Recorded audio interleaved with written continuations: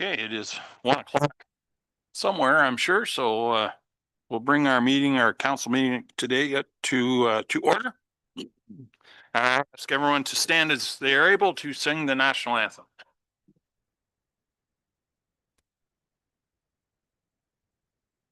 O Canada, our home and native land, true patriot love in all of us command.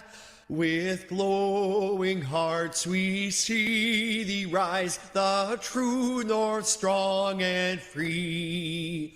From far and wide, O Canada, we stand on guard for thee.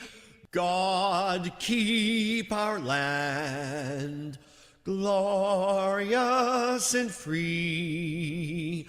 O Canada, we stand on guard for thee.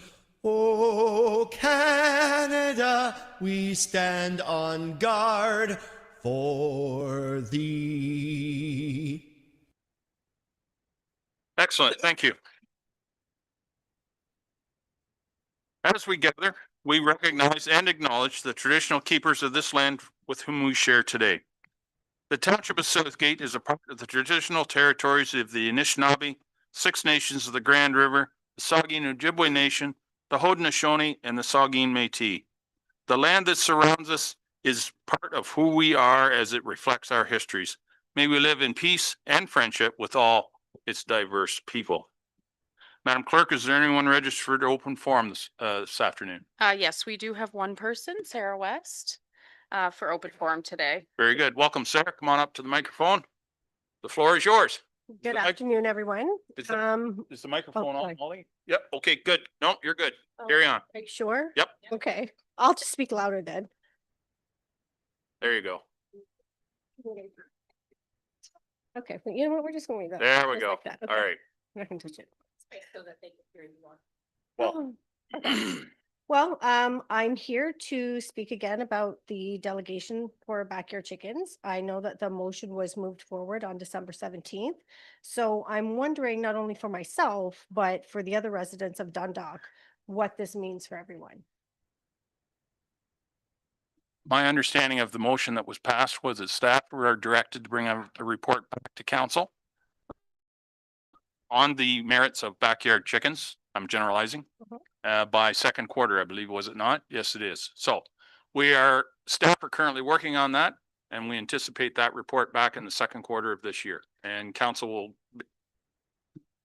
decide next steps at that point, once we get the report. Okay, so then that report, like, where can I find out, or the residents find out, like, how? It'll be posted online with the agenda for the appropriate meeting. We don't know what date that meeting is yet, but it will become known when the agenda is published for that meeting. Okay, all right, and sort of like what needs to sort of take place for this to go ahead, like for us to be allowed to have backyard chickens? Well, as I said, the report will come forward describing the merits, the pros and cons for backyard chickens in our urban areas. And at that point, then council will make a decision whether they want to see it go ahead or whether we're going to stay status quo, which currently backyard chickens are not allowed in our urban areas. So if it comes about that it's voted that we won't have backyard chickens are not allowed, would I still be able to make a delegation to, or is it like a final? I'm going to ask the clerk on that. I mean, that's council's decision at that point, but I'm going to ask the clerk that's a bit of a procedural thing. Yeah. Typically, since it's been delegated on a couple of times and staff will have at that point brought back a report, we likely wouldn't entertain another delegation, Okay. but there is the process of site-specific zoning amendments that a Okay. person could go through Okay, if the bylaw stays as is right now. okay. So the second quarter then, so that would be like. That would be anywhere from April to June. Okay. April, May, June. April, May, June, yeah. Okay, all right. So I'll just keep an eye out for on your website then to see about that. And for everyone who has supported me on this, I really do appreciate it. I have fought tooth and nail for this, and it's not for myself, but I do this for my children and my son who is special needs. I do this for him, who absolutely loves his backyard chickens, who takes care of them. I do this for him and for everyone else in Dundalk who has backyard chickens, and really just the support that I've had through some staff members and some not. I do appreciate the positive feedback that I have for that. So with that being said, thank you for listening to me. Thank you for coming today, Sarah. Appreciate your input. Yeah, drive careful. All right, thank you. Okay, moving on to confirmation of the agenda. Someone care to move that, please? Jason will move. Joan will second. Any discussion? All those in favor? That is carried. Any declaration of pecuniary interest related to any item on today's agenda? Not seeing any. If one should arise during the course of the meeting, you're welcome to declare it at that time. Delegations and presentations. We have Watson's and Associates. I'm not sure the individual. Yep, Stephen, Stephen, or sorry, Sean Michael, sorry, Sean Michael, that's my bad. Sean, is that Sean Michael, yeah. Sean Michael? There he is, Sean Michael. Welcome, sir, to our council meeting today. You have a report here on the Dundalk water and wastewater rate study. So the floor is yours. Oh, wait, I need a motion to receive this first. Jim and Barb will second, so. Sean Before- Michael, you're able to share your screen and you can advance your slides if you'd like. Great. The floor is yours, sir. Sorry. Just waiting. I didn't have permission to share, but good afternoon, everyone. You should have them now. Okay, thank you. There we go. Yeah, perfect. Great. Okay. So pleasure to be here before you today, presenting on the water and wastewater rate study and financial plan that we've prepared on behalf of the township. And so those are the main two deliverables: the rate study itself, and then the financial plan, which is part of the Ontario Regulation 45307 submission requirements as part of the township's drinking water license renewal application, which is due, and it is actually due, I believe, tomorrow, after the extension that the township has had.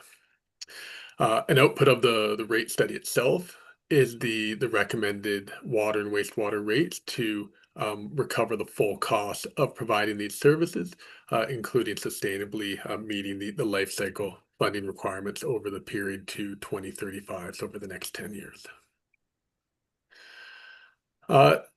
Looking at the rate setting approach and methodology. So quite simply, what we need to look at is what are the annual costs to be recovered from the water and wastewater rates in the light red circle, and who are or what are the connections and what is the future water consumption volumes for which these costs will be recovered from, as your rates are currently imposed based on a combination of a fixed charge per connection based on the meter size, as well as a consumptive rate per cubic meter of water consumption. Means we need to understand what is the future connections and water that will be consumed on the municipal system.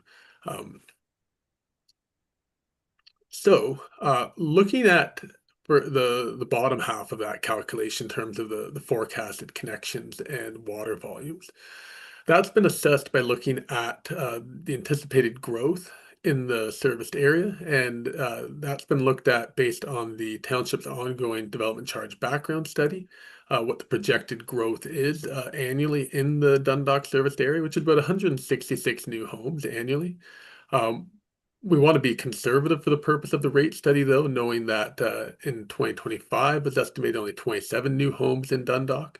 And so for the purpose of the rate study, we've looked at an increase from the 2025 level of growth up to the average annual level of growth in the DC study over that 10-year period. So it's not to be overly aggressive in the or optimistic in the forecasting of growth, because if you anticipate a higher level of growth within your rate study and that's not achieved, then it's likely you're going to have revenue shortfalls that might have budgetary impacts for the township. If a higher rate of growth is achieved, then that just means you're moving closer to that full cost recovery funding level earlier than you might not otherwise have. And when you look at this again in the future, then you might have lower rate increases in the future potentially. So based on that rate of growth and the average consumption per connection that we see currently about 144 cubic meters per year, it's anticipated that the overall total water consumption would increase by about 4.3% per year. So on the top half of that earlier illustration, in terms of the cost to be recovered, on the left-hand side here, we can see those costs are made up of the annual operating costs of the systems, any debt financing costs that you have related to capital expenditures, and then transfers to capital reserves for future asset replacement. So those are the main three buckets of costs that need to be funded annually from those rates. The last two items, in terms of the transfers and the debt, those are informed by your capital spending. And so moving to the right-hand side of this illustration, we've looked in detail with the township and their engineering consultants at what the annual capital expenditures are that should be included in the capital forecast. Those are informed by the servicing strategy and the township's capital needs, items that have been identified in the DC background study in terms of growth-related infrastructure that might have a rate-funded component, and then the asset management plan as well that's identifying capital replacement needs in terms of future needs as well as an asset replacement backlog. In terms of how those costs will be financed and funded, the share of them will be funded from development charges or debt that will be paid by future development charges. There could be debt on the replacement assets as well, or there could be grant funding and reserve funding as well. I just note that the asset management plan is also informing what that long-term funding level is, as we'll talk about it a little bit more in a few slides. And then what transfers to reserves you have in your operating budget, as you can see by the arrow going back to the capital funding source, that informs what capital is available to fund those needs on an annual basis. And then anything that is funded by debt, that's then going to become a future annual debt servicing cost that needs to be funded by your rates in the future.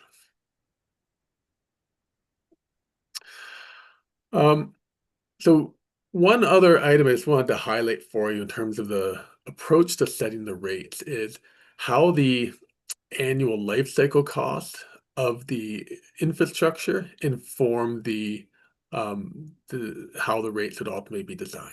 And so these two graphs illustrate the two different scenarios in which we're showing in the green line what is the annual life cycle cost of the infrastructure. So on average, over the full life cycle of the water and wastewater infrastructure, what would you need to spend on average to maintain and replace that infrastructure? The dotted or dashed orange line is in the given 10-year period, what are your actual capital needs? And so those may be more or less than what your long-term average annual capital needs are in any given 10-year period, which is perfectly normal given sort of the cyclical nature of asset replacement and some of the large spikes that you might have for treatment plant replacements versus other components and linear infrastructure replacements that might be more smoothed out over the forecast period. And so what we want to do from a rate setting approach is, regardless of what your actual capital needs are in any given 10-year period, we want to design the rate so that you're funding at the average annual capital needs level so that you can have a more predictable, uniform increase in your rates, and you're not having rates fluctuate up and down annually to match capital spending in any one year. And so in the top table, this illustrates a scenario where your annual life cycle costs are greater than what you're actually spending in a 10-year period. And so with the blue line, increasing funding up to that annual life cycle funding level means you're going to be, the rate's going to be generating revenue greater than what you need for capital. And so you'll likely be contributing to reserves during that period. In the bottom illustration, it's the opposite scenario where your actual capital needs are greater than what you need to spend on average over the full life cycle of the infrastructure. But we still only want to increase rates to that life cycle funding level in green. So in these sorts of situations and scenarios, you'll be drawing down reserves that might have been built up previously or issuing debt that would be repaid in the future. So in terms of those life cycle costs, the life cycle funding levels are based on uh, the infrastructure investment levels that were approved in December to be phased in by 2030. And so for water, that's $481,000 per year, and that's based on the approved increase in funding of $305,800, plus the existing capital funding level of $175,000. Then on wastewater, that'd be $778,000 average annual capital spend, and that's an increase of $157,300 as approved by council, plus the existing capital funding of $621,000. While I just want to note, while it was the direction was to phase into that level over a 5-year period by 2030. For the purpose of the rate study, the wastewater capital funding has been phased in over a longer 10-year period because of the strength of the existing wastewater capital reserves. There are reserves there to allow that transition to take place over a longer period of time and mitigate some of the near-term increases on rates that would otherwise be required. So the capital expenditure forecast is illustrated here for each year over the 10-year period. The dark blue section is the component of those costs that will be ultimately funded through rates, and while the light blue section is the section of the share of the cost that will be funded through development charges or grants.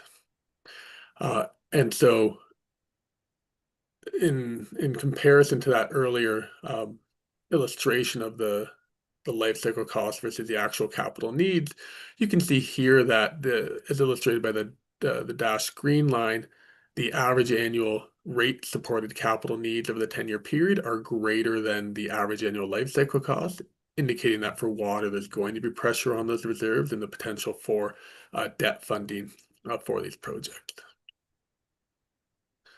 On the wastewater side, here we can see the opposite illustration where the average annual life cycle cost of about $800,000 are greater than the average annual rate supported needs. And so there's going to be less pressure on the wastewater reserves in terms of utilizing those reserves or issuing debt. I'd note that the two large spikes here you see in the capital forecast, they're related to the DC and grant funded expenditures for the sewage treatment facility upgrades that would occur in 2026 and 2030.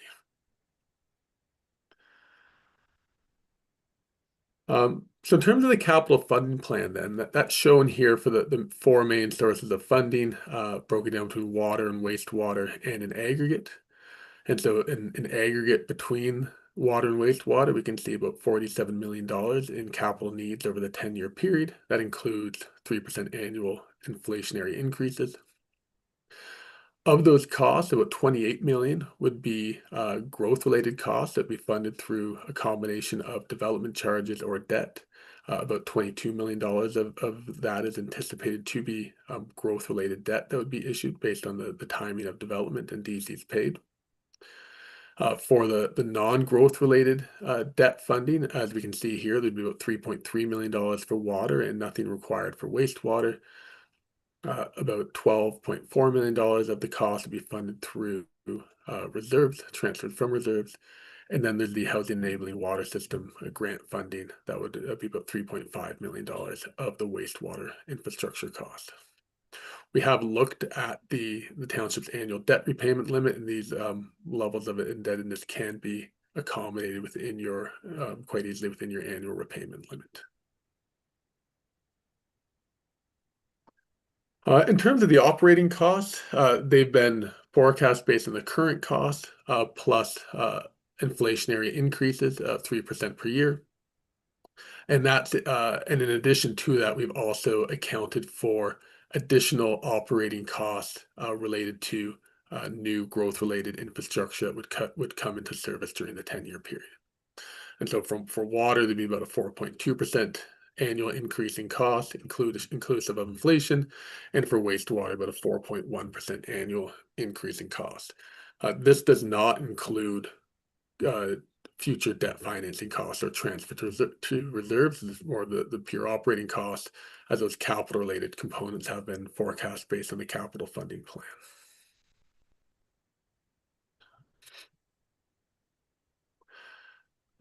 So this graph then sort of brings all of those expenditures together over the forecast period. So what's shown here in the stacked areas of the chart are the operating costs in red, as we can see that increasing at inflationary levels over the forecast period. The transfers to reserves in the teal color, we can see those increasing more significantly up to 2030 to match the targeted infrastructure funding levels by that time, and then increasing with growth in the revenues after that point in time. And then in terms of the debt payments in the orange and purple section, we can see the existing debt payments decreasing over that period as they are retired, and the new debt payments in purple for the rate-supported infrastructure increasing over that period to 2035. And so the operating costs in aggregate here are the total cost to be funded by the rates, increasing to $2 million by 2035, about an 84% increase over that time period. On the wastewater side, as we don't have any existing or new debt, the operating expenditures here are just those costs in red, as well as the transfers to reserves in the teal color. We can see that increasing more uniformly over the forecast period as that transition to full life cycle funding levels was being transitioned over the 10-year period as opposed to the 5-year period for water.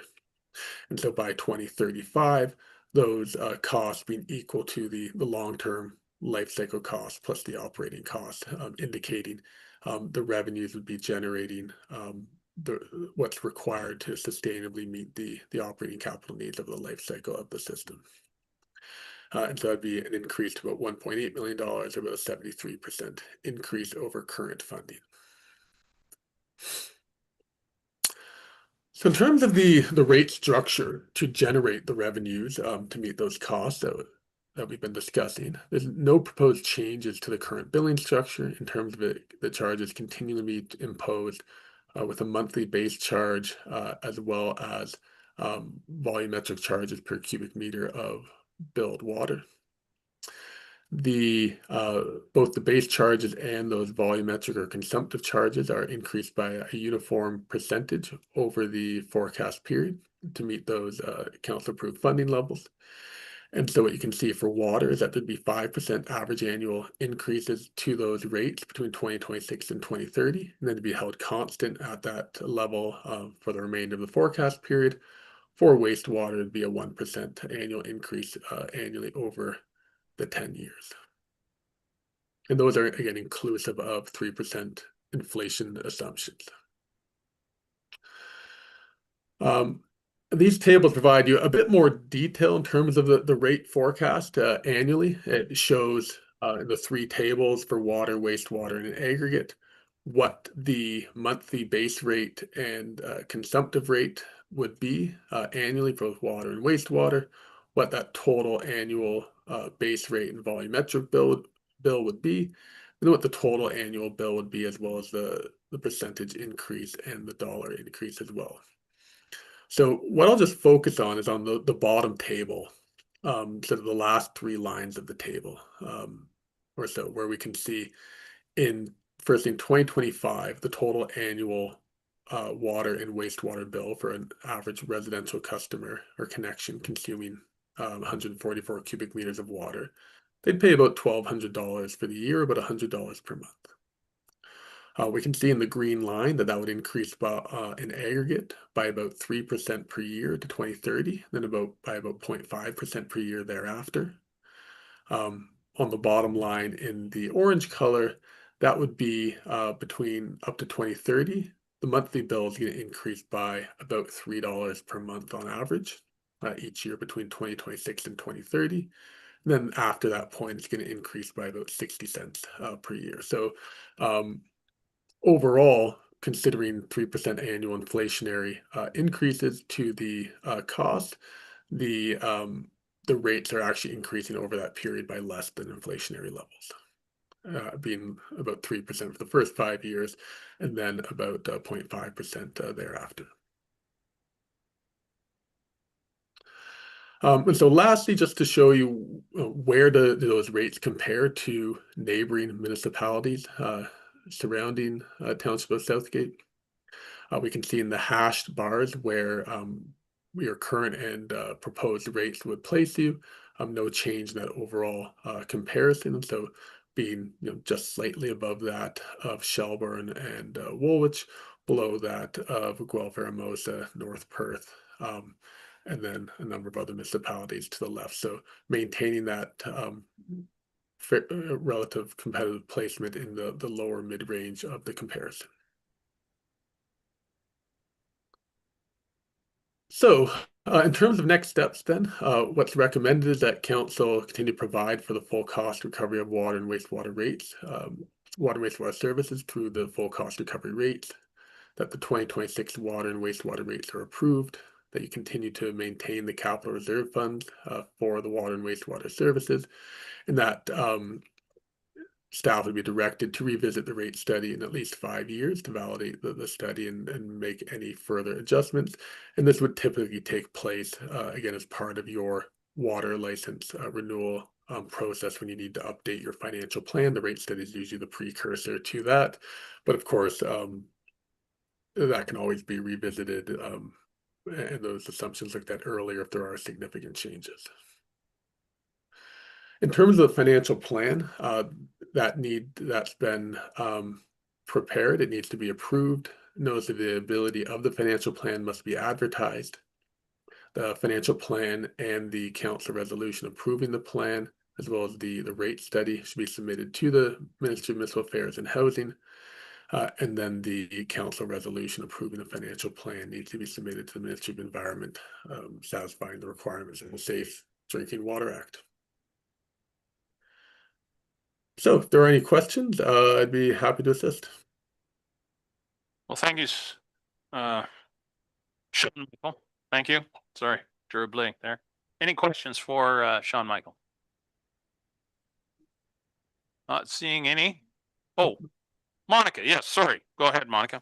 No, that's okay. Thank you, Chair, and good afternoon, everyone. And thank you, Stephen, for your review there. Just a question out of curiosity, just from the graph that you showed with all the municipality comparators. I just happen to know Grey Highlands has a quite significant increase compared to Southgate. Do we know why some municipalities have it higher? Is that based on population? Is it based on usage or location? Just thought to ask. Yeah, good question. It can be based on a variety of things. So one of the largest drivers to why a municipality might have higher rates has to do with the number of individual water and wastewater systems that they operate and the economies of scale within those systems. So some municipalities operate multiple smaller systems that have much lower economies of scale in terms of the funding of those on a per residence basis. So that typically drives up those costs. Other factors that drive up the cost are related to the specific geography of the municipality itself in terms of the type of, for example, wastewater treatment infrastructure that needs to be constructed and operated and maintained can have different cost profiles for the same relative capacity that's being provided. Those are the two main examples of why we see differences in the cost per or the rates, I should say. And Chair, may I have a quick follow-up? Absolutely. Go ahead. Thank you, Chair, and thank you, Stephen, for that answer. That's helpful. And so just in general, sometimes, or maybe most times, or in some cases, all the time, we hear, people, residents saying like, it's already high, the water bill. And sometimes this might not be something that you can answer. That some if people are away from their home so often, why is my bill still so high? And even though relatively, I like the breakdown that you gave because it really helps us to be able to explain that the difference is, I think you were saying the $3 mark every month, and that's kind of how I do my bills. $100 a month I set aside, whatever the bill is, just kind of averages out throughout the year. What would you, and as again, one more thing is that to have that comparator for the municipalities and as to why that is the case is very helpful as well. So all that to ask you, or through you, Chair, to maybe CAO or someone who could help. What would be the best answer that we can provide to residents who are already feeling that the water bills are already high now? And the reason for that? Yeah, I can, if CAO wants to Sean, jump you in. want to take a go at that? Go ahead, please. Sure. So, I guess what I would say is based on how these compare to other municipalities, is your rates are not high. It's probably the first thing I would say is that many other municipalities have much higher water and wastewater rates than you do. And that the municipality has an obligation to provide these services in a safe and sustainable manner. And that includes the maintenance of the capital infrastructure. And so, tying into part of one of your sort of question or preamble there was, even if you're not using your water, even if you're not using the water system, if you're away or you're really lowered your consumption, the township still has an obligation to provide that service and make it available to you in a safe manner. And that means maintaining and replacing that infrastructure. And that's a significant part of what these rates go towards, is maintaining that infrastructure and making sure that it's provided in a safe manner. So just what I heard is sometimes people are focused on the consumption, but it's not always the consumption. It's what you just mentioned, that is the maintenance to ensure that everything is systematically running well, which is why there's also those costs monthly. Did I get it right? That's, I figured yeah, I would say so. Okay, perfect. Thank you. Thank you, Chair. No worries. Jim? Good afternoon, good people. I think where we hear a lot of these comments are from residents coming out of the GTA. And they're coming from, like Sean Michael alluded to, economies of scale where they've got hundreds of thousands of people contributing to the economic factors, where our municipality has 2,000 people or residences contributing to the factors. So I think that's where there's a disconnect between especially residents that are moving from bigger centers into a smaller center. And I guess what I would add to that would be, what is the value to our residents to be able to turn the tap on and know that they're getting clean, healthy water? Because I know that's what they're getting. And in large part to the good work that Corey and his team do in town to maintain that system. So any other questions? Oh, Barb, go ahead, please. Thank you, and through you, thank you, Sean Michael. I really appreciated the residential water and wastewater comparison chart, and I think when communicating out this new rate study to our residents and letting them see, it paints a real clear picture that we are not the most expensive. It doesn't share that GTM, and I want to thank the CAO for bringing that up because I was going to. I always relate it to the number of houses on a kilometer of road, or the number of people who are paying for that kilometer of pipe. And in the GTA, they have a much smaller geography than what we have, whether it's snow plowing or other things. So I really appreciated this graph, and I hope that we can include that in any communications. I guess my question though relates to debt financing of future water and wastewater when it's required, with the provincial mandate to only collect DCs upon occupancy. will we, if for new water and wastewater infrastructure, will we be taking on more debt interest to almost like a bridge financing to create the new infrastructure because we can't collect the DCs in advance of providing the capacity? I'm not sure if I've worded that correctly or clearly, but I'm concerned about the burden of debt financing, the interest we're going to be paying on debt because we're not collecting DCs up front in order to build the infrastructure. Yeah, great question. I think because we're dealing with infrastructure that needs to be put in place largely in advance of the growth occurring anyway, because you need to have that capacity to facilitate the development occurring, the changes to defer collection of DCs to occupancy won't really have a significant impact on whether you needed to debt finance the project in the first place. Where it will impact you is just how quickly are you going to start recovering those development charges and have them available to contribute to those annual debt financing obligations.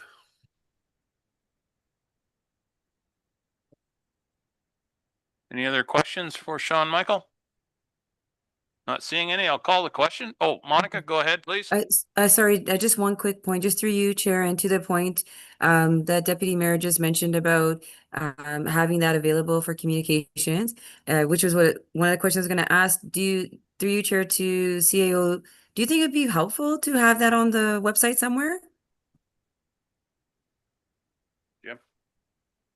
Yeah, I've got a note here that we can include it with the rollout and on the fact sheet or something in the next water bills, and yeah, we'll put that out as a comparable for sure.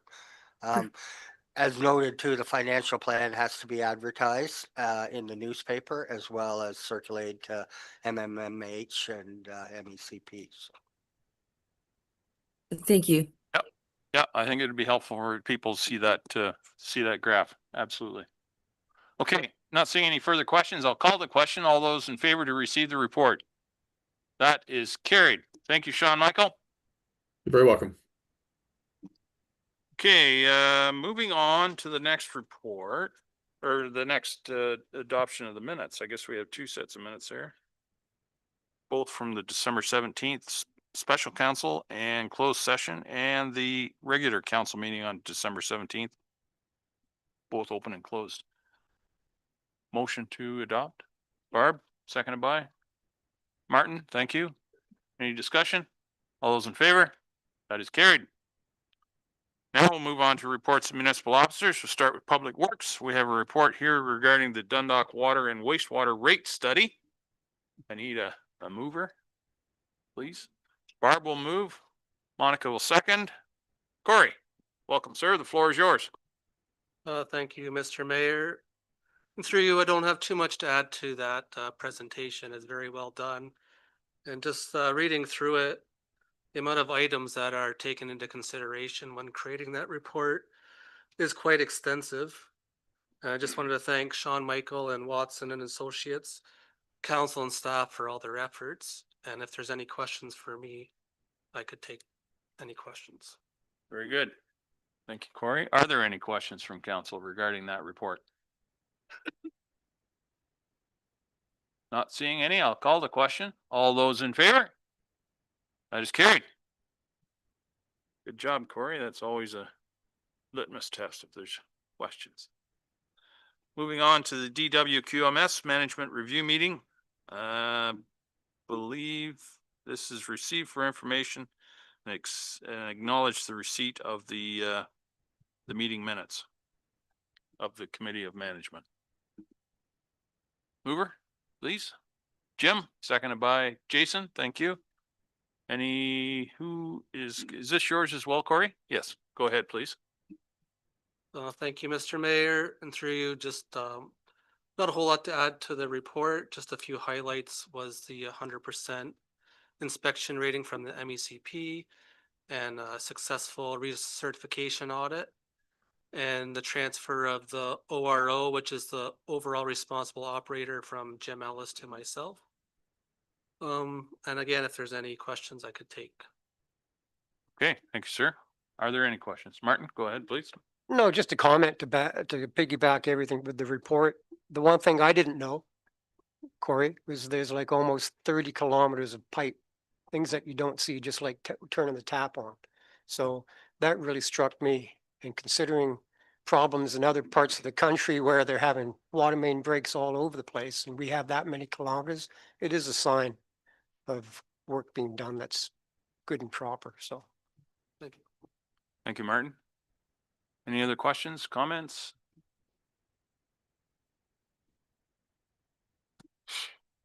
Well, I would note, and I was just reading an article this morning, and maybe it's a little more pertinent to the previous report, but in Halifax, there's a small community near Halifax that haven't adjusted their water rates in something like 18 years. And they're faced with a 61% increase this year, and then another 25% next year, just to get their head above water, so to speak. So shows the true value of trying to keep up with the various increases in costs and so on. So kudos to Corey and his team again. Congratulations. All right, if there's no further questions or comments, I'll call the question. All those in favor? That is carried. Thanks again, Corey. Non-eligible curbside collection fee. That is the next report. Someone care to move that, please? Barb will move that. Monica will second. Is that yours, John? John is up to talk to this one, please. Go ahead. Thank you. Through the chair, this report is just coming forward, asking council to waive the tipping fee for curbside collection for non-eligible or for not-for-profit and place of worship within the township. As you know, we passed in November there that we would charge them $200 annually. Staff just feel that in good faith, it would be good for not-for-profits and places of worship to have that fee waived. Yep. Any questions or concerns? Comments? Nope. All right. All those in favor? That is carried. Thank you, John. Next one is the Dundalk Transfer Station preferred retaining wall options. Report from John as well.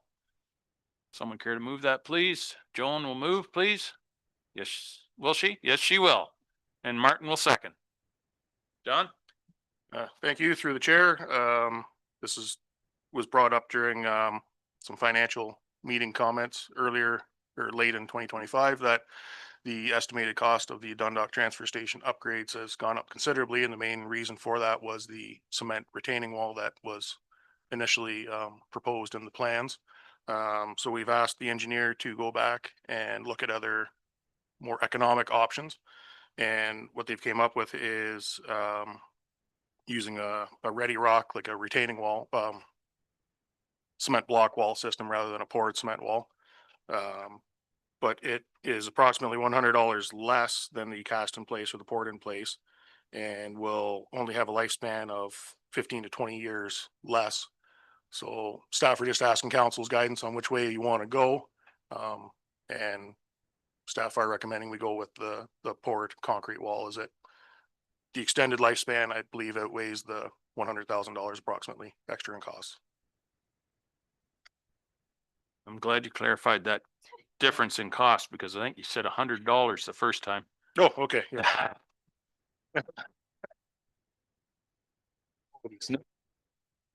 But I just wanted to be sure, so that's good. Barb has a question. Go ahead, Barb. Thank you. And through you, yes, for $100,000, I note that it wasn't that it was, the lifespan was 15 to 20 years. It was actually 15 to 20 years less, which when you factor in the cost, it really does make sense to proceed with the initial design and invest in a much more stable and a system that will have longevity. Jim? So yeah, with the 15, 20 years less, how many years would we be looking at getting out of it? 55 to 60. The poured cement wall would be like 75-year lifespan. Okay, so things could change too in the waste department in 50 years, so. The one thing that I was, maybe Jim was thinking similar was, you know, the potential for a revision in the design and the layout. The blocks would accommodate that, whereas the poured would not. Is that a consideration, or is that not something that is really realistic? We hadn't really considered that too much. No, Right. It was more of a, we're figuring this plan will last that Yeah, that Okay. lifespan. I know Jim would go out with a sledgehammer if we needed to change the poured wall. Yeah, In 50 years. right.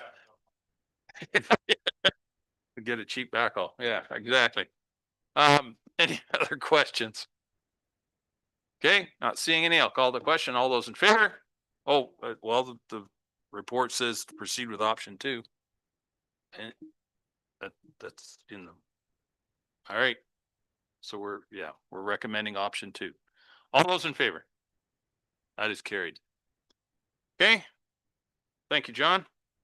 Emergency Services. We have a report here regarding the Ontario Fire Protection Grant, year 2. Someone care to move that, please? Barb will move that. Monica will second. Who's taking that one? Oh, Derek's on. Oh, there he is. Good afternoon, Chief. The floor is yours, sir. Good afternoon, members of council. So this is the second year for the Ontario Fire Protection Grant. Last year we put in for and received a bunker gear drying rack. This year we wanted to stay with the cancer prevention initiative, and we put in and were successful for getting helmet liners, so our members can wash out the insides of their helmet liners, put a new set in and keep them in service, as well as a joint purchase of a fit test machine with Grey Highlands, Hanover, and Meaford. And the last was PAPRs for fire investigation. So I'll take any questions. Thank you, sir. Are there any questions for the chief? Not seeing any. I'll call the question. All those in favor? That is carried. Thank you, Chief. Moving on to the Economic Development Department, they have a couple of reports here. The first is regarding a CIP application revocation. Someone care to move that, please? Martin will move. Joan will second. Brenna, floor is yours. Thank you and good afternoon, Council. This first report is to recommend revoking the CIP grant for Canadian Fence and Hardware.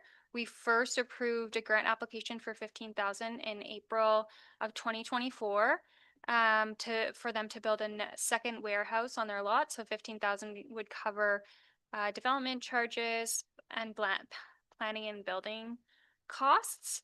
Then they did request a extension, which was granted until the end of December of 2025.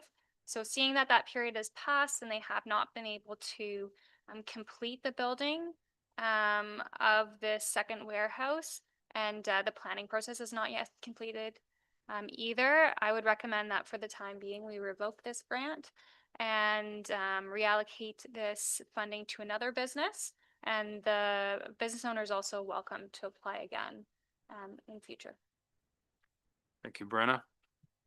Do we have any indication as to why they haven't proceeded? Like what? Unfortunately, Like there must be a lot more money in fencing than I think there is, because if they can just kind of bypass this funding. I know I'm not sure. It is a rough economy, so haven't even proceeded in completing the planning process, so they haven't been able to start any of the building. So I'm not exactly sure. Yeah. Well, Yeah. maybe their business plan has changed. Who knows? Possible. Okay. Any questions? Okay. Not seeing any. I'll call the question. All those in favor? That is carried. The next report from Brenna is another CIP application from another company. Yes. Do I need a mover and a seconder, please, to proceed? Jim will move. Joan will second. Brenna, please. Thank you. This is for the approval of a CIP grant in the total of $11,000 for 37 Main Street East in Dundalk. That building has few units in it, but this is for the interior of Unit 37. They previously had a tenant that started a project and didn't complete. So you can see there's a photo in there of how they left the ceiling. This project would fix that and improve the space so that another commercial tenant can go in that unit. And I'm recommending that we give them 11,000 because that would be similar to other projects of a similar size within the town of Dundalk. Okay, thank you. Any questions? Barb? Thank you, and through you. So just to clarify, this particular building had a previous tenant who was doing renovations and didn't work out and left. And the owners are still the same owners that are applying for the funding to help clean up what was left to make it more attractive to be rented. When I Google mapped it and, trying to figure out, the numbers really aren't clear on the building, like terribly clear on the buildings as you're driving by. Is this on the south side? Like this isn't the old drugstore, but is it the on the south side or the north side? Of the road? Oh, it's on the south. 37 Main Street East. I believe it's the Positive Pets, old sign. it's on the south side of the road. Yeah. Yeah. Yeah. And it's on the end. But your summary is correct. Yes. So the business owner, so it's the business number of the property owner that's listed in the application. So they are the one that's applying for the grant so that they can improve the space. So I'm not sure they didn't say exactly what happened with the other tenant. Perhaps they ran out of money in the middle of doing the renovation. But it does make it difficult to get another person in there if the space isn't fit to operate as a business. Go ahead. But we've done this for another building, the old pharmacy building as well. So it's not that this is an unusual request. No. Okay, thank you. Any other questions? Okay. Oh, Martin, go ahead. Yeah, Brenna, it says there was already an existing building permit and the work was done by the tenant, not the property owner. So this is the first CIP that's been there for that building or people? Thank you. And through you, that's correct. So they started the work, they had a building permit, it had been approved, and then they just stopped. So that's why this is the first CIP. They did not have CIP funding previously. So the building department did confirm that because they already have an open building permit, they can proceed as long as it's within the bounds of what they had before. So essentially this property owner is carrying out the work that the tenant did not complete. Thank you. Okay. Any further questions? Joan, you have your question? Sorry, Mr. Mayor, I'm having computer issues. Yes, thank you. Thank you, Brenna. Yes, the renters that was there before, they no longer live in Southgate. And yes, they had a business permit and I knew that they were trying to fix it and they left it as is. So the tenant, the owner has been struggling to get the place rented as is and to find somebody who is willing to fix that. Great. Thank you, Joan. Any other questions? Not seeing any. I'll call the question. All those in favor? That is carried. Thank you, Brenna. Moving on to the planning department. Report here regarding OPA 10 and the notion of inactive applications. Someone care to move that, please? Jason, seconded by Monica. Ken, welcome, sir. Good afternoon, your worship, members of council, and happy new year. The report before you, council may recall that you gave direction sort of mid 2025 to do a number of process improvement official plan amendments. We brought this before you to planning council in October and had some comments from a number of agencies related to this. The idea is that we wanted to be able to control applications that suddenly go dormant. And this is not really about applications where, for instance, it may be taking a while for them to complete a study, or perhaps they have to do some work with, say, a conservation authority that requires a full year's worth of field work, and they're communicating to us that that work is occurring. This is about these applications where they might go dormant following the public planning meeting. There were a number of concerns, and then suddenly we hear nothing. And this is really about controlling our local planning system and making local decisions on applications that are for the township. So very clearly, we want to make sure that everyone is aware that this won't affect any applications that are administered by the County of Grey.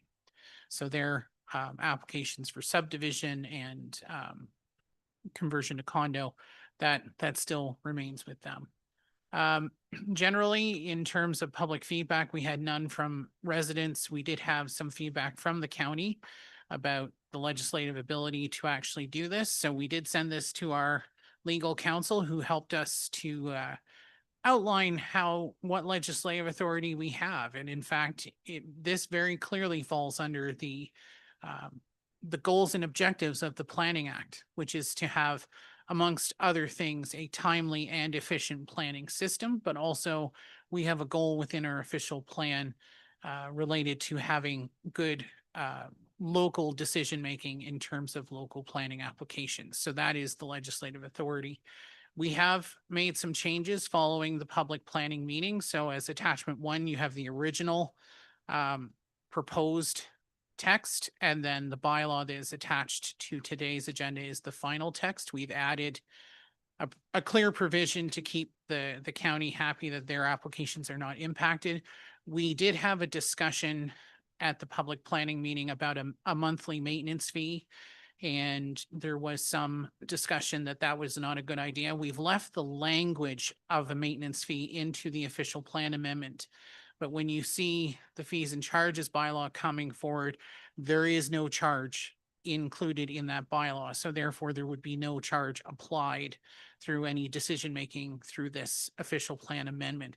We felt it was best to leave the text in the OPA, so that if council suddenly changed its mind and wanted to apply a fee like that, we wouldn't have to go through the official plan amendment process, which can be quite timely and cumbersome, just to be able to apply that fee. This way, if you change your mind, we would just amend the fees and charges bylaw, and then that fee would come into force if council approved that amendment. We've provided for you a couple of years of application numbers on page 3 of the report. And as you can see, there's one application that might be coming close to falling within this policy. It hasn't quite hit that time frame just yet, but it's getting there. So with that, we are recommending that council adopt the bylaw, which will allow us to then send this official plan amendment forward to the county for approval. I'm happy to answer any questions. Very good. Thank you, Ken. Are there any questions? Monica, go ahead. Thank you, Chair. And just through you, to Ken, thank you again for bringing this forward. So I do support ensuring operations aren't disrupted, especially during the winter season, as we've all seen. So I just wanted to confirm for the record that this interim authority is for the continuity of existing services only, and that any major awards will still return to council, which I think I heard you say. So through you, your worship, what would happen is if this official plan amendment is adopted as proposed, if an application reaches the point of no activity and no communication with staff in 2 years, it could be deemed inactive. And then that would allow us to, if we felt it appropriate, send a notice to the applicant to say, hey, it's been 2 years, you've made no progress. If you don't give us any indication of your activity by X date, you will be deemed inactive and your file will be administratively closed. And that would be, once that deadline passes, we could then make that decision to close out the file. Fees for the application are non-refundable, and then we would go through the process of just getting any final Triton invoices to close out the contingency fees and refund any that would not be used. Okay, thank you. And so again, that's just for the existing service levels.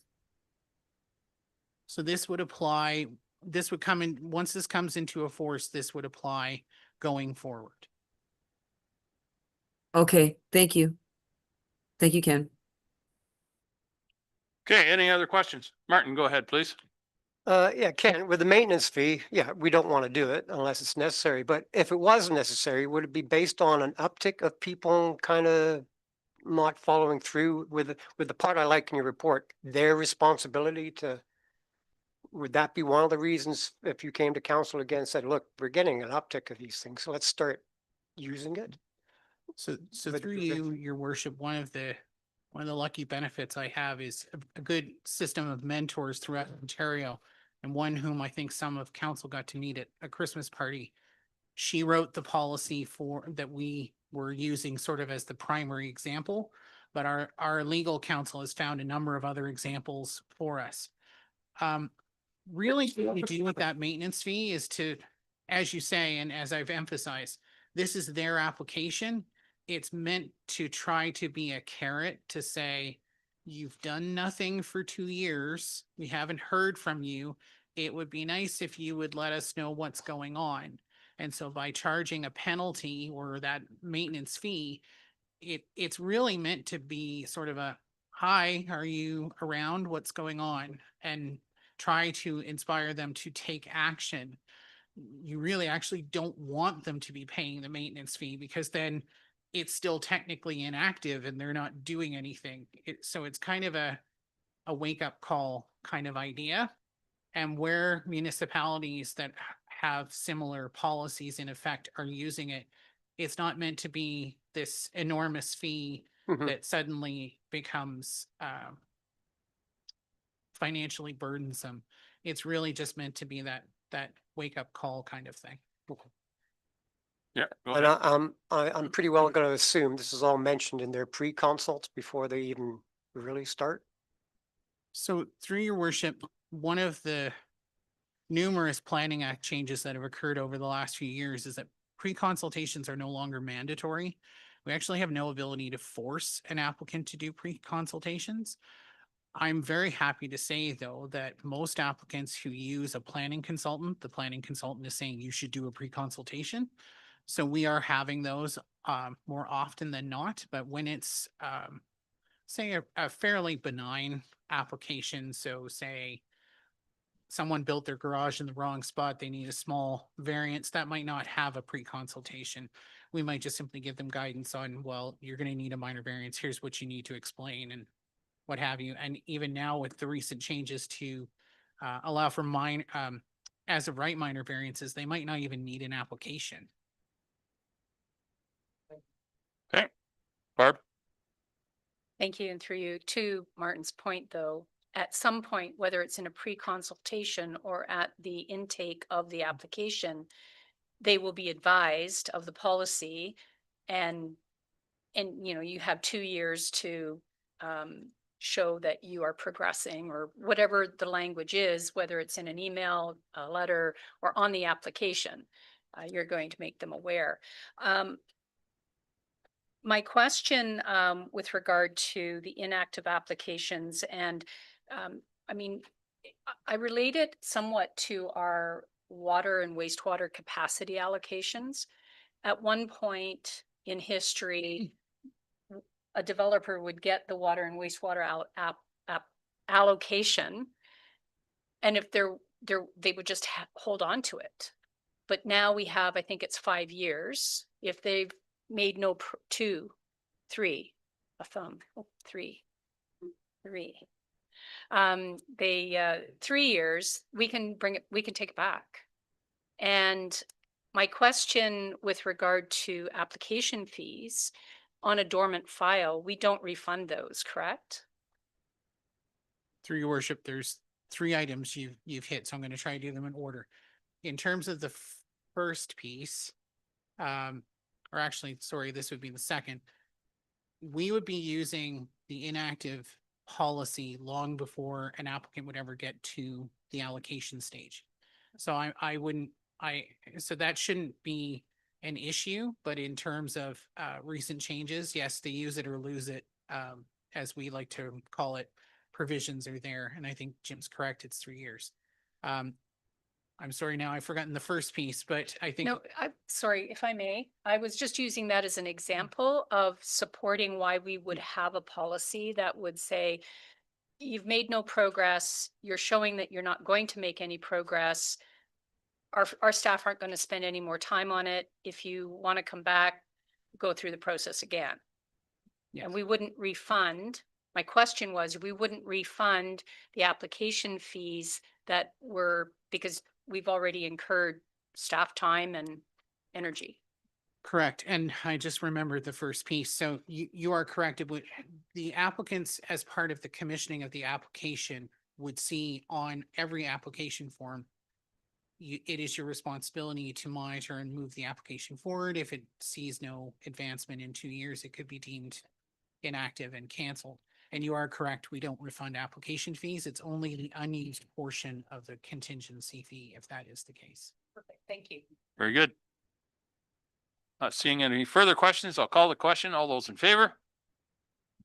That is carried. Thank you, Ken. Moving on to the finance. How are we doing for time? Do we need a break? 5-minute recess? All right, let's do that. We'll take a 5-minute recess. We'll return in 5 minutes.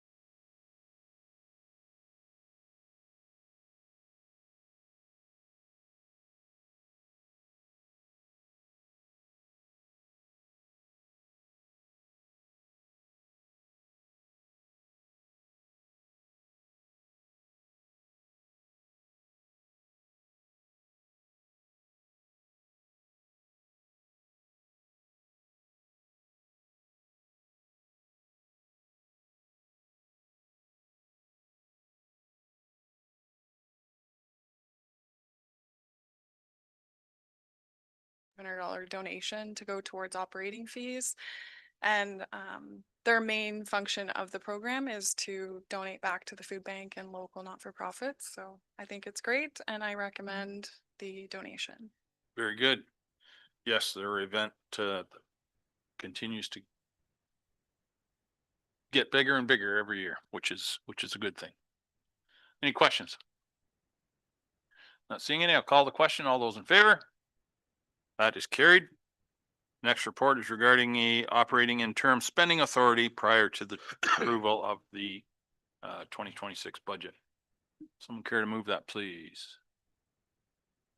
Monica will move. Jim will second. Taylor.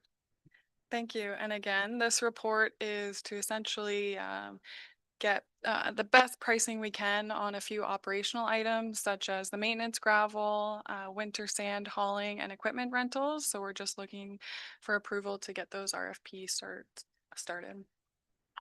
Very good. Any, I need a move. Oh, no, I have a mover in second.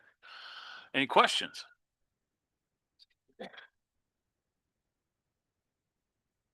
I'll call the question. All those in favor? That's carried. Legislative Services. We have a report regarding the Smart Board host municipality. Someone care to move that, please? Monica will move it. Barb will second. Madam Clerk, this is your report, I It believe. is, yes. Floor is Thank yours. you. Through you, Mayor Milne. There was correspondence that we sent over to council on the agenda back in November. Smart's looking for a new, or we're looking for a new host municipality. So we'd received that, and then we received additional correspondence that Bruce County was willing to become the host municipality. So in order for Bruce County to receive the funding and turn that over to Smart, they need us each to pass a bylaw. So that's what this is. Very good. Thank you, Lindsay. And I know Hanover has done it since the inception of Yes, they've host done it for or many Smart years. Transit. So we thank them for their efforts in the past. Monica, you're our representative on the Smart Board. Do you have anything to add? No, just really, thankful, to the county to take this on. And just as a Smart Board member, I'm supportive of anything that strengthens governance clarity. So just through you, Mayor, I did have a question. If staff could just confirm if this bylaw, 2026-005, is strictly an administrative authorization. Did I jump too fast? Or this is the right moment no. for this, right? Okay, good. Carry on. Thank you, sir. It's just an administrative authorization for Bruce County to collect the dedicated MTO allocation, and that it does not reduce Southgate service levels or oversight.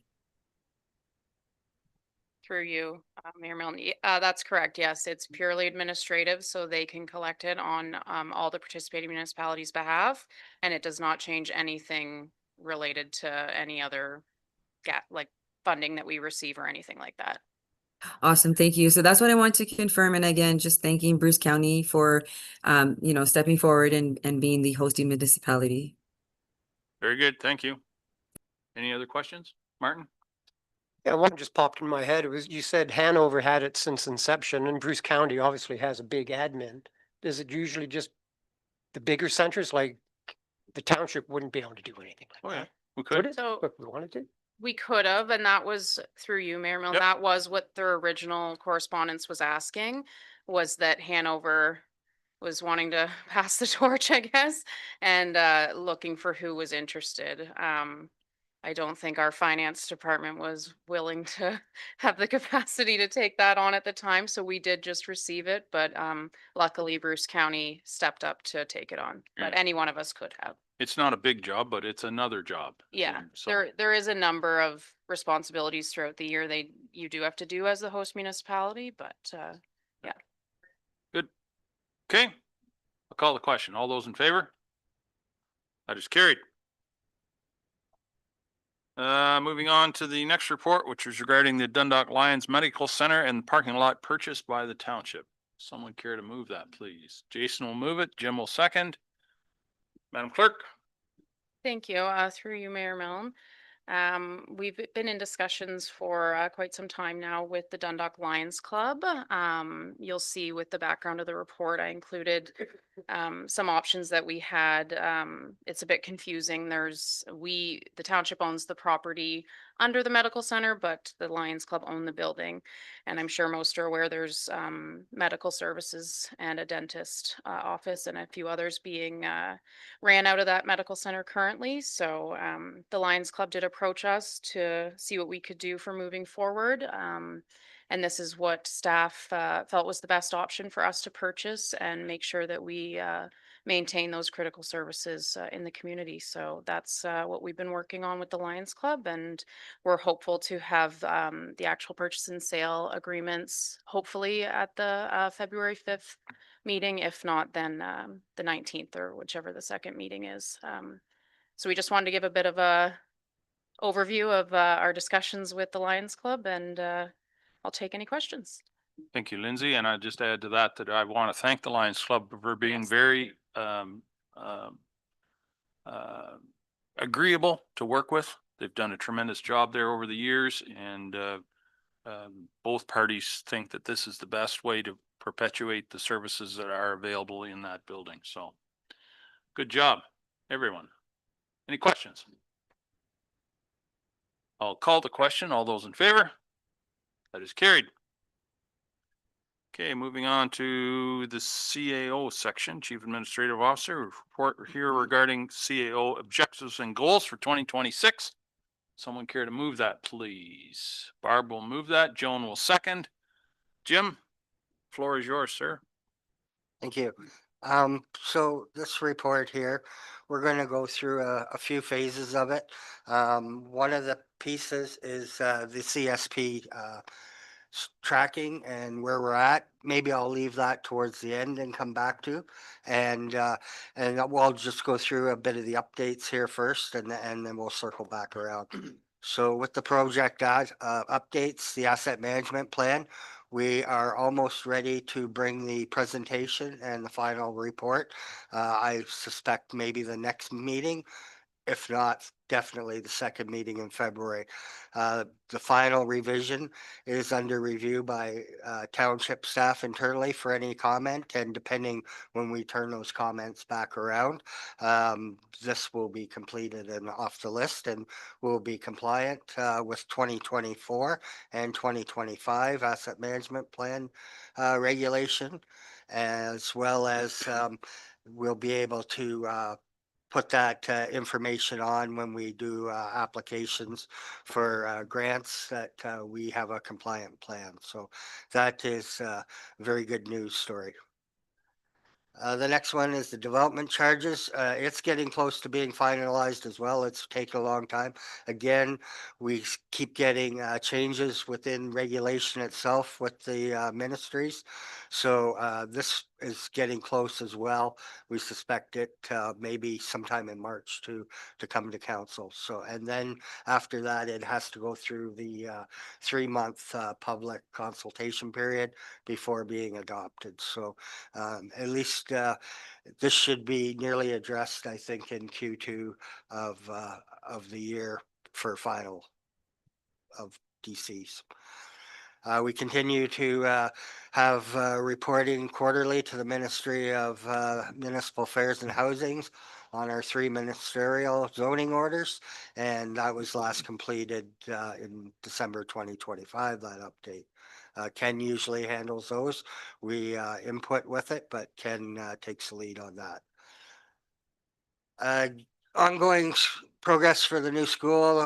We are in a three-party agreement being bantered back and forth right now with Flato and the school board and ourselves in getting the site plan and the site alteration agreement completed for this. The legal review by our legal was completed last week and now is in circulation to the other legals. We are all working together. We've had a few meetings recently and more coming up. So this agreement will be coming very shortly as part of the site plan. The Dundalk Wastewater Lagoon, Upgrades, again, we have now received some comments back from the ministry, as mentioned a little earlier today. So we are getting some traction, but we still are trying to push this so we can get it out the door for tendering and get some progress on it. So stay tuned.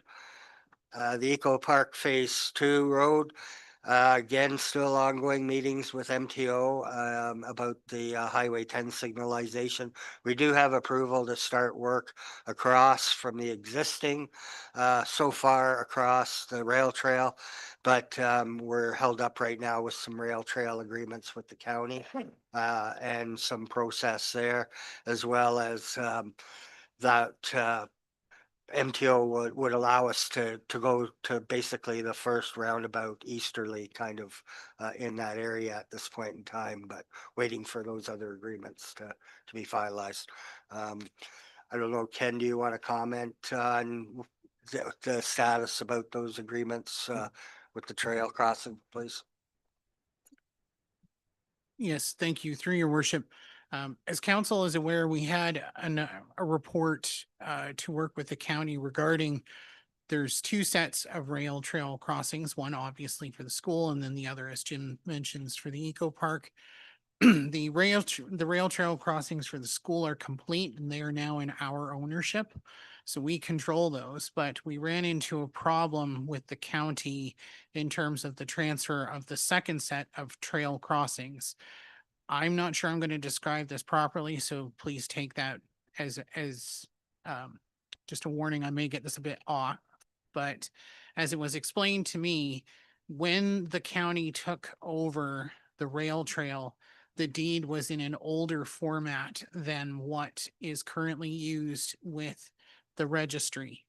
And so when you think about the fact that this rail trail from the bottom to the top of Grey County is quite a distance, the county has had money in the planning department's budget to fix this formatting issue for some time. But as I understand it, they have not taken action on this, despite the fact they are the subdivision approval authority. So they would know that not only here in Southgate, particularly in Dundalk, would we have active subdivision applications that would need to cross this, but there are other municipalities within Grey County that this would affect. So it's my understanding that they haven't taken action. And so we were able to get the crossings for the school site, which is good. So obviously there wasn't an issue there, but they have flagged that formatting issue. And at this point, we're in sort of a holding pattern, waiting for the county to get back to us on what, if anything, has happened. I will say that they offered for us to take the legal risk, which Jim and I declined. We didn't think that that was our place to really take that on, and that this was an issue that they needed to resolve, and we're still waiting for an update. News to me. Yeah. So yeah, we've Us been too. dealing with this since later in the fall it arose and got flagged through the county legal. So Okay. Barb. While we're on that subject then, I mean, I know that this came to council, county council or staff report over a year ago, I would think. I mean, we had the discussion about when we were doing the route, we discovered that little property that we had to, fix that. And so was this just a clerical miss? Because I thought we had already come to some form of agreement and now it's just something about land titles. Through your worship, as I understand it, when county council and this council made an agreement to proceed with those crossing agreements, it was not necessarily a known issue. And then when the county handed the work over to another law firm, that's when this issue came up. And I do recall the county planning director mentioning that he has had money in his budget for some time to deal with this. To which I asked, well, if this was a known issue, as the subdivision approval authority, you would have had some indication. So that's about all that I'm aware of. I think the county would have to give you a more fulsome answer. Okay, very good. Jim, do you have more? Just to add to the Eco Park area there with MTO, I think we've come to an agreement now with the traffic impact study of what the lot coverages are, and they are willing to reduce the number from 40% down to 25 or 30, 25 to 30. So we have made some progress there. So that will allow that traffic impact study now to develop and incorporate that into it to bring it forward. So that we did make some headway there here just recently. So good. Department updates for 2026. Again, this is high level stuff for some things that are coming up and around. For administration, the 2026 regional transit joint study is being initiated across Grey Bruce, Wellington, and Dufferin, together with Saugeen Mobility, looking at assessing future transit routes. There is survey that people can take. I have filled it out myself for as part of the township. So we'll be, again, this is more county led, but we're just providing an update and whether there'll be more progress and maybe some more routes added or how that'll look will unfold in probably Q2 or Q3, I would think. So. Planning the county regional services model, that's still to come forward. We've been talking about it again. It's still, we have some comments to provide back on the draft MOUs, and we're circulating them through Ken. Myself and him have commented. As well, that is still under review with county legal, county HR, and county IT on the MOU pieces. So it's not a fulsome package at this point. It has a lot of blanks, especially the financial component, but apparently it's coming soon. So. And then there'll be a decision whether council wants to adopt into the model or if we'll adopt away from the model. Public Works, again with Grey County, there's urban and rural road exchanges. They're supposed to evolve here in 2026. So what'll happen is the township will get Main Street from Highway 10 to Ida Street, basically. Now we will have some maybe agreements with county still putting their plows down, as they'll still be using their yard and facility in Dundalk, but we will be in control of the section as well as all the underground and the sidewalks that all go with it and everything else. There is some funding. I believe it's just over 100,000 a year that comes with it. We did not include that in the budget at this point in time, as we will wait and see if it happens for sure. So, and that again is for that transition with that 100,000 a year for 10 years or something, I think, is a component that goes towards maintenance and capital for the Main Street blocks. And this no way affects the Main Street West reconstruction and the financial obligations that we have with the county in their share of that, as well as that open house is tomorrow for Main Street West through Triton and Grey County and the township. With that, as well as the exchange of the rural sections, for us, that would mean Grey County Road 14 from Highway 89 through Cedarville to the four-way stop at Grey Road 14 and Southgate Road 08. That would become township controlled, and the county will take over going south from that four-way stop at 08 to 89 Highway. That's our side road 11. I believe in their budget, they have some resurfacing plan for Road 11 to beef it up a little bit, as well as they have a project on 14 to complete in their budget this year. Again, there may be an arrangement within that for them continuing some level of service as far as winter plowing on that, but we haven't finalized that. It's been discussed that those MOUs might include that. 2026 Main Street reconstruction, again, just with the Osprey Street connection there at the other end, we are going forward to tender those projects together, but Osprey being a reduced scope from Victoria Street to Owen Sound in that tender process. And that's part of the open house as well tomorrow for that section. Barb. Thank you, through you. With regard to Main Street West, we had a water main break recently, and I think it was in that section.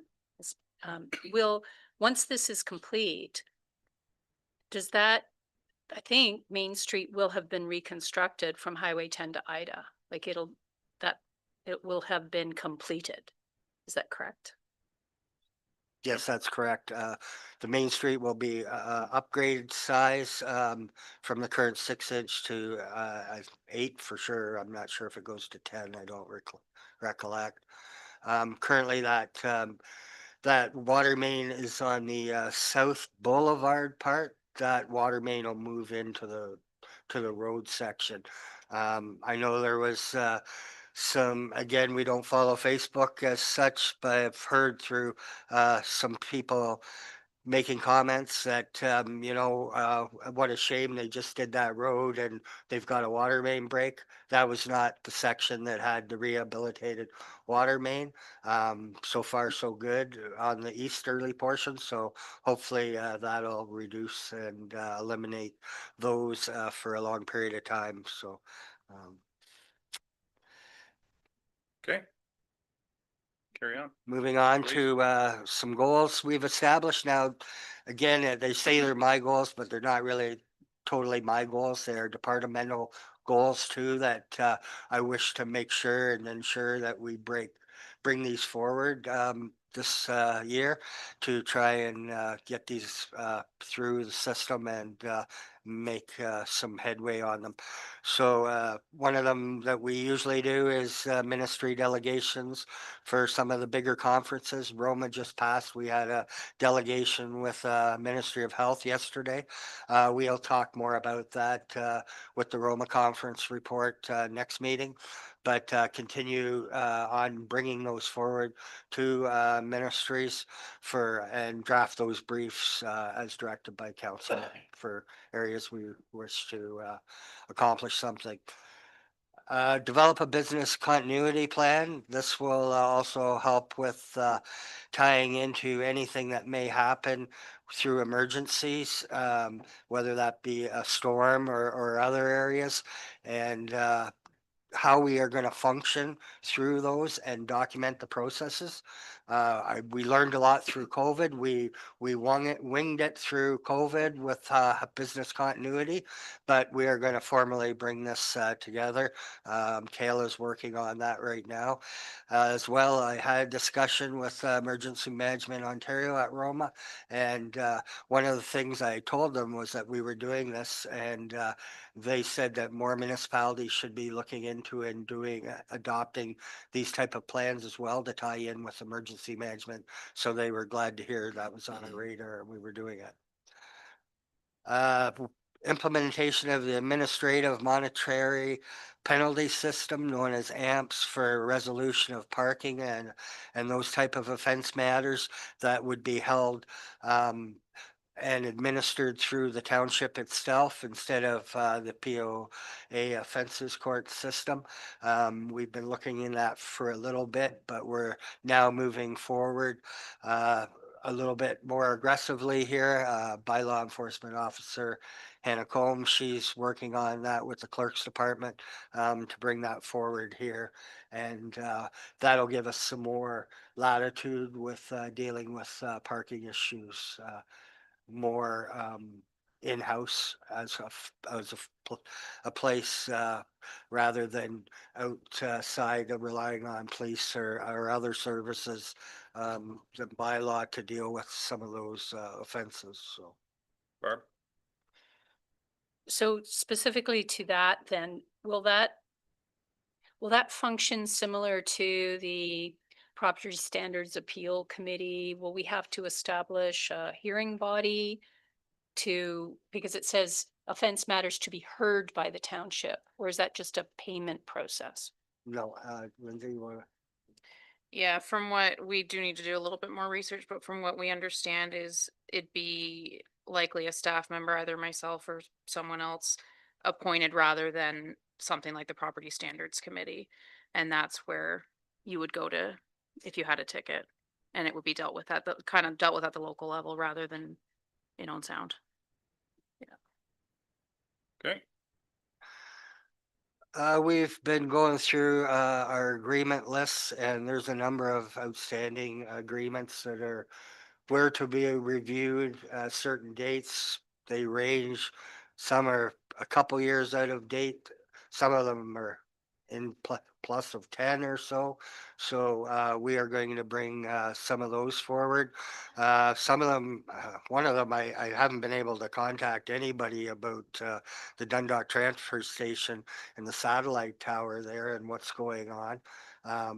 I've reached out to all the sources that I know and how what we last left off of who was using it for what.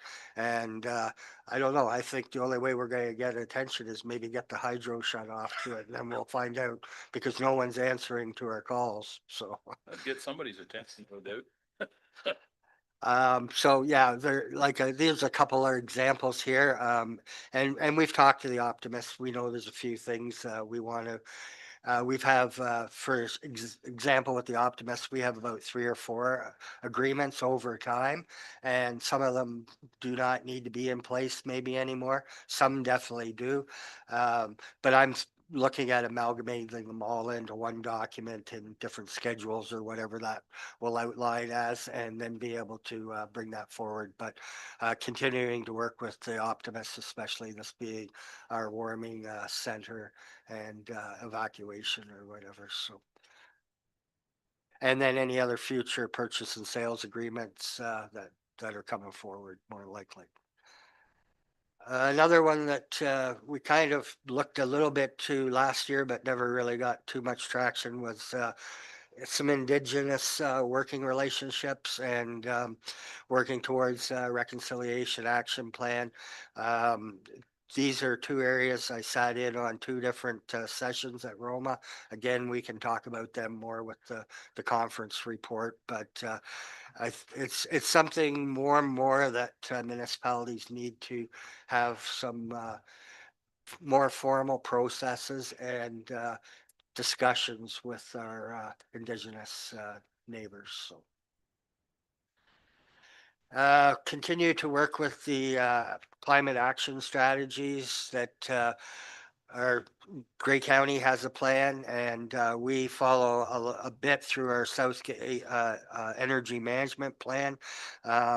Again, we are working towards reducing greenhouse gas emissions and looking at different green initiatives for different things, especially buildings that may be coming soon.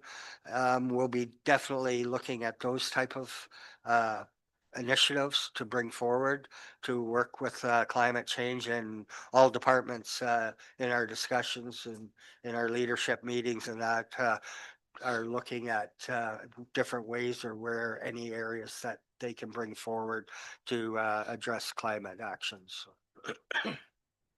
Martin. Here, following that, the continuation of actions, does that affect our insurance in any way? Like the Greenland, when they see us doing requirements, doing buildings, new builds having more green emissions, does that insurance premiums any change at all?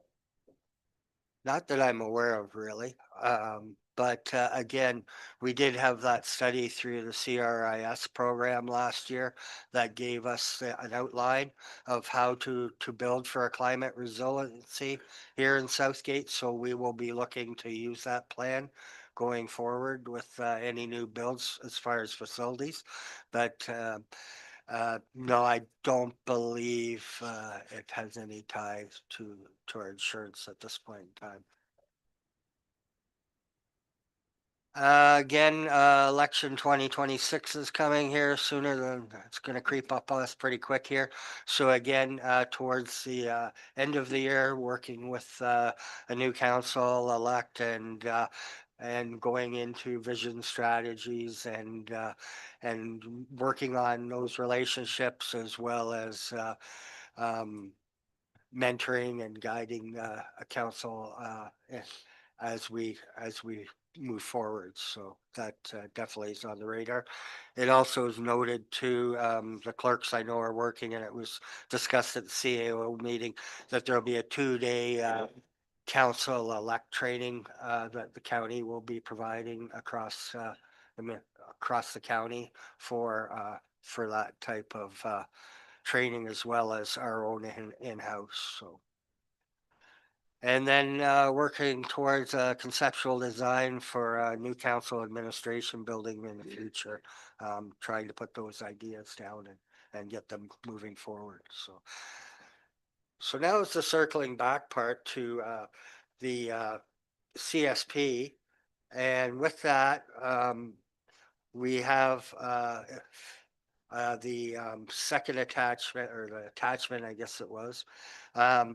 So the attachment with the CSP, the ones in green that were highlighted were introduced as being staff recommended, still as a priority. We don't see it.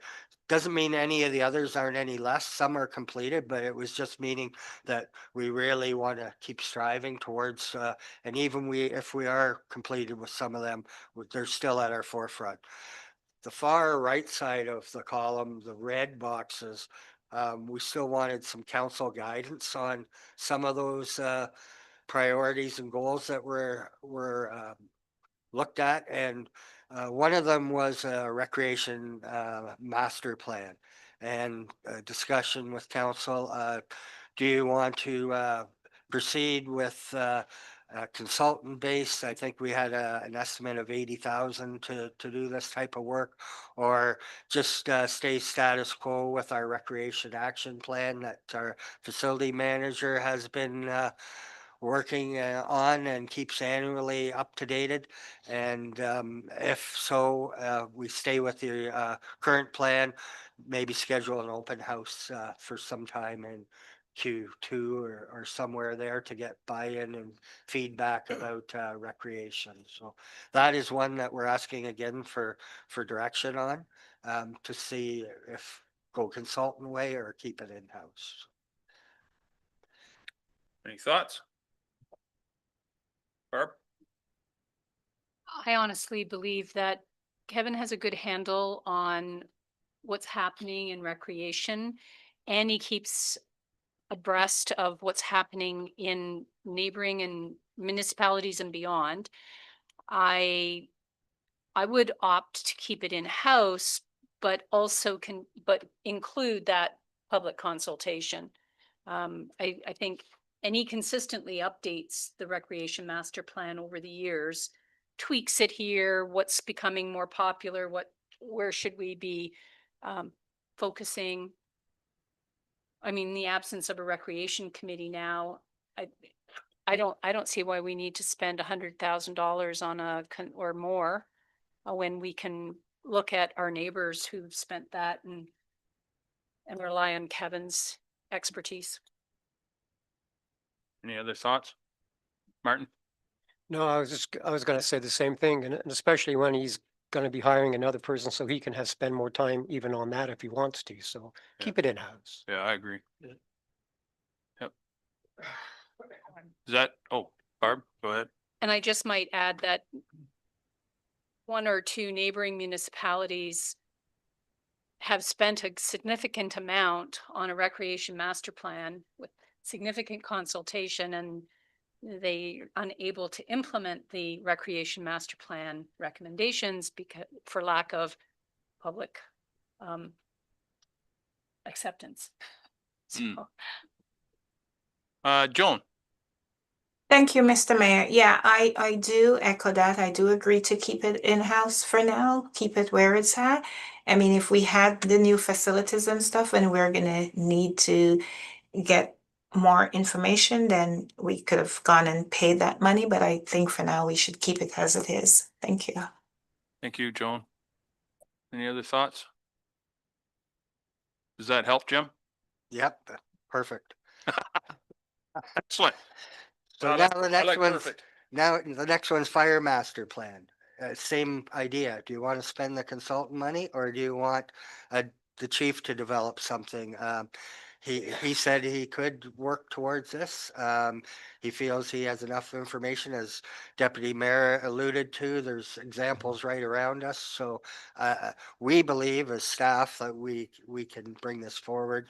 It might not be as timely as it could roll out, but consultants don't work that quick at times either, so. I think myself, I think the Chief Malnick is quite capable of doing this work, and as long as he stops looking at new trucks, maybe that would be helpful. We've had enough new trucks for a little while, so. Anyway, any other thoughts? I think there seems to be a consensus that our staff are well qualified and eager to do the work. Oh, Martin, go ahead. I guess with the fire too, if he does do the master plan, he could always talk to the fire chiefs of Ontario or whatever, just to say, what do you think of this? And they'll give him feedback. So it's double the work without a consultant per se. I would think it's a good idea. Yep, for sure. I see the chief still online there. Chief, would you like to chime in on anything there? You want to add anything, Derek? I'll just add that we'll stay away from the new trucks for a while. That's for sure. I think the next one's not scheduled till like Thank you. 2032. It will be a long process though with all the other work going on, but it'll get done. So yeah. Very good. Thank you, sir. Hey, Jim. Okay, the next one we haven't had a start on either. Is it was in the CSP to update the waste diversion strategy. Now I know there's been a little bit of hold on what was happening with recycling and maybe some other areas now. The county's going into a county-wide look at waste services. So this plan this strategy, I actually worked on it in 2014.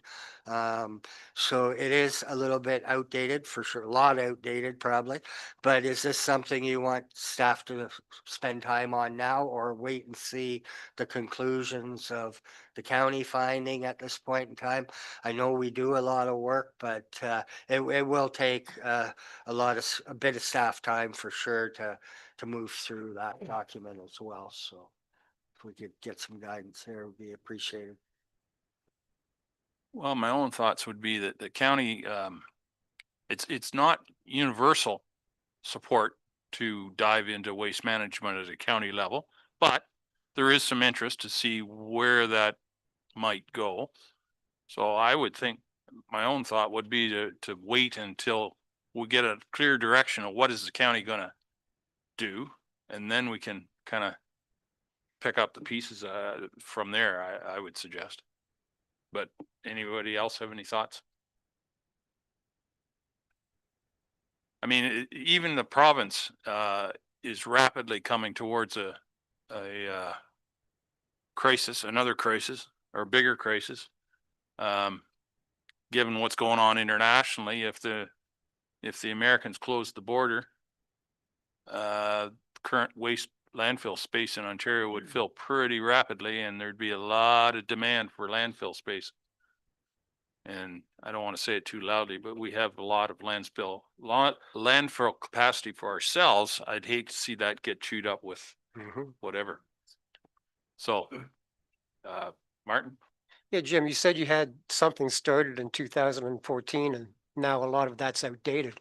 Don't want to put you on the spot, but what kind of things would be what you would consider outdated now? Well, it was adopted by council, that 2014 plan. It just looked at, and we still do it. We look at other recycling sources that we can get into. maybe back in 2014, we didn't think about mattresses possible. I don't recall exactly the whole plan now, but I mean, we've been adding on to different areas that we can recycle as well. So I think we have been working outside the plan, but for those targets and goals. But yeah, again, it would be establish a target rate of where you think diversion is and other strategies.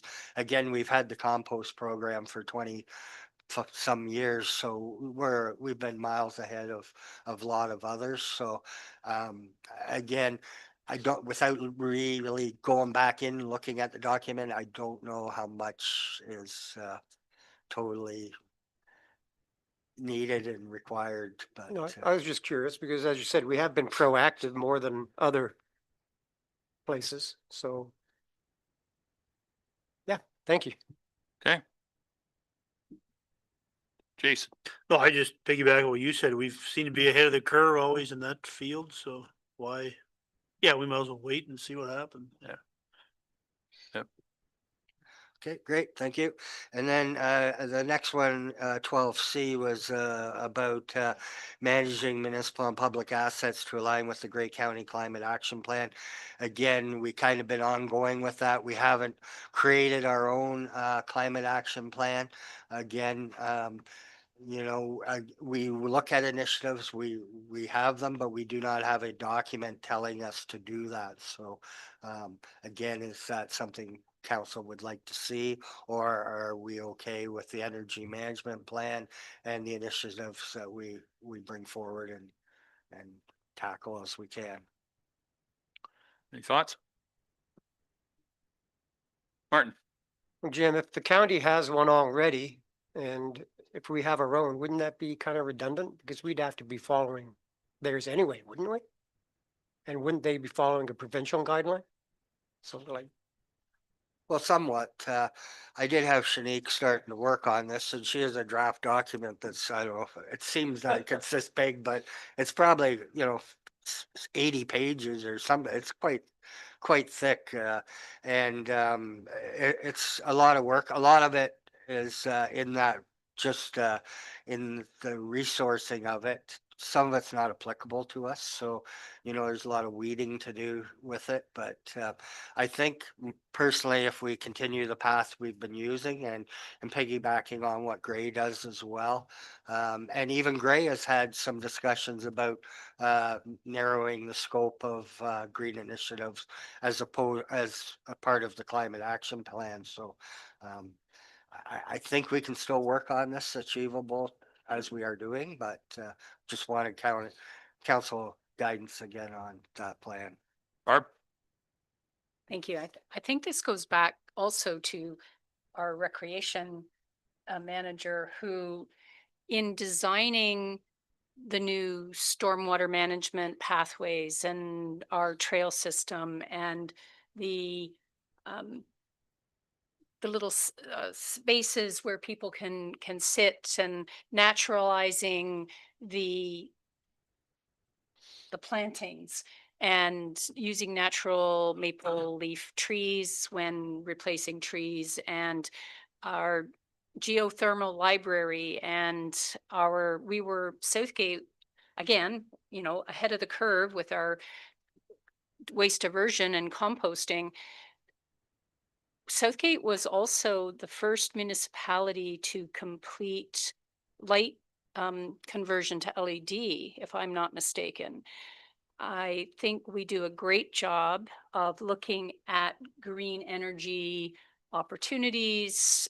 Any new builds, we would certainly consider making those the most energy efficient and green as possible. I think, as you say, Jim, the county is going to be bringing back a report on their Going Green and Gray and the climate action plan to see where we are, the progress made, as well as does the county want to take a step back or continue with the direction that the plan outlined. So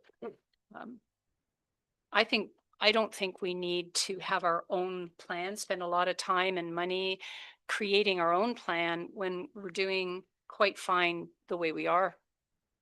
people look to Southgate on a lot of our initiatives. I recall, it'd be quite a few years ago now, former Mayor Don Lewis was very much of a champion to monitor and reduce energy use in all of our operations, buildings, equipment, so on. And, you know, a lot of that could be almost directly related to climate change and, you know, the environment. So I think that plan alone has done a lot of good things for our township, and I think that that plan itself is still very valuable. So I would say carry on with that. Any other thoughts? Does that help, Jim? Yeah, that's great. That Good. was the areas I identified for guidance. Now I'll open it up. This community strategic plan had, I forget the exact number, about 50 goals and priorities. I think we've either getting towards, we've completed some are ongoing, and some will always be ongoing. But I mean, we've identified a few here that we haven't started, and we have council guidance now on where we head with those. So unless council has any more that they want to discuss about the CSP, any areas, I think we have enough to get through here 2026. And what will happen is for 2027, we'll be looking at creating a new community strategic plan, if that's what it's still called, Yeah. when that one comes forward. So. Any thoughts from council on that one? You're all good with that? Sounds like it. Thanks, Jim.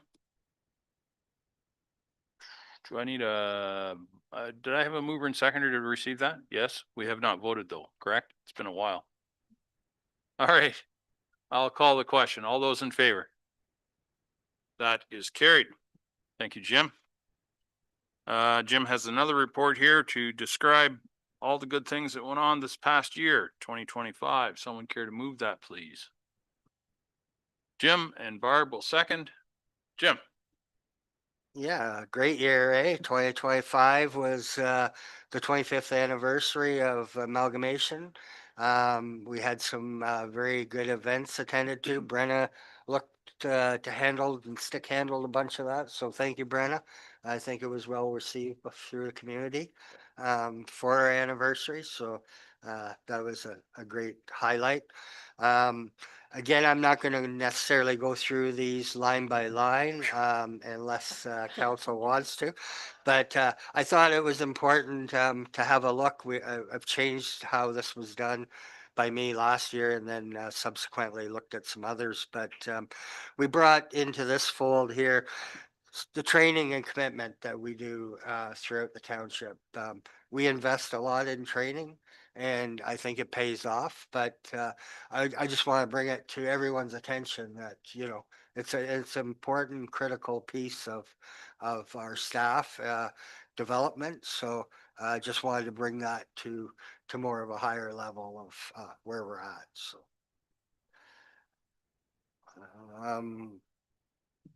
Again, there's some areas where we did a bunch of changes. Risk management official and inspector were moved over to Gray Sable Conservation Authority. Again, conference delegations, a lot of information come from our planning director about different bills being passed and moved forward for comment. He done a lot of work in 2025 on that.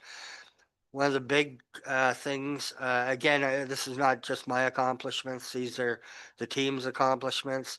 The R Zone Respect and Responsibilities Policy, this was a big one that we needed to have.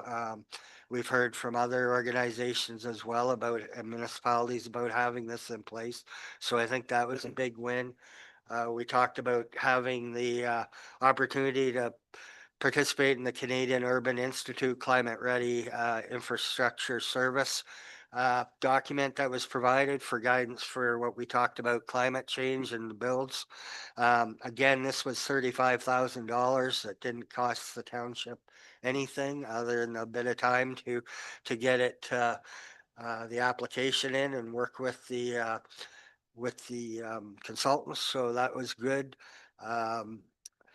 Couple of highlights in the clerks was that, well, we sold Old Town Hall to Team Town Hall. And they are taking it over, and they are moving on with steps in a direction to make things viable again there.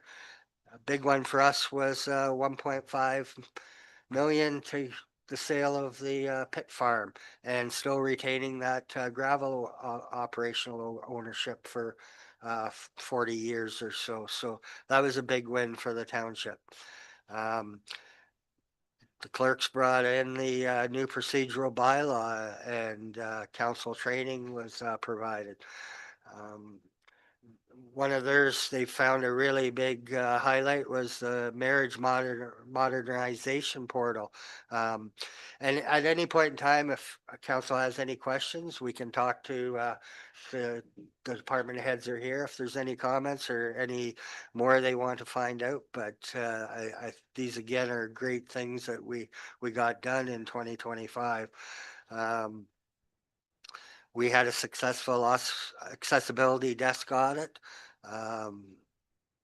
Again, if there's a lot of accomplishments for different areas for staff development and promotion. Some other policies that HR brought forward and updated were inclement weather policy, pay administration policy, and the CAO performance review policy. We've implemented a new office phone system. Now it does have its tweaks at times, but I'm not sure if that's the new system itself or if that's old system stuff that's causing some issues. So when I say old systems, the other communication lines that are around. So for finance, we got the 2023 audit and FIR completed. The 2024 is getting there, pretty close. A lot of processes have been really documented and brought forward in new ways and processes that are starting to really see benefit now. And we've now moved into that new area of having some debit machines at the transfer station at Egremont and the Dundalk Arena. Once we have a new build at the Dundalk transfer station, our problem is we have no internet access there, so we can't pull in for the payment system. So You have a tower. we have a tower, but we don't know what it does.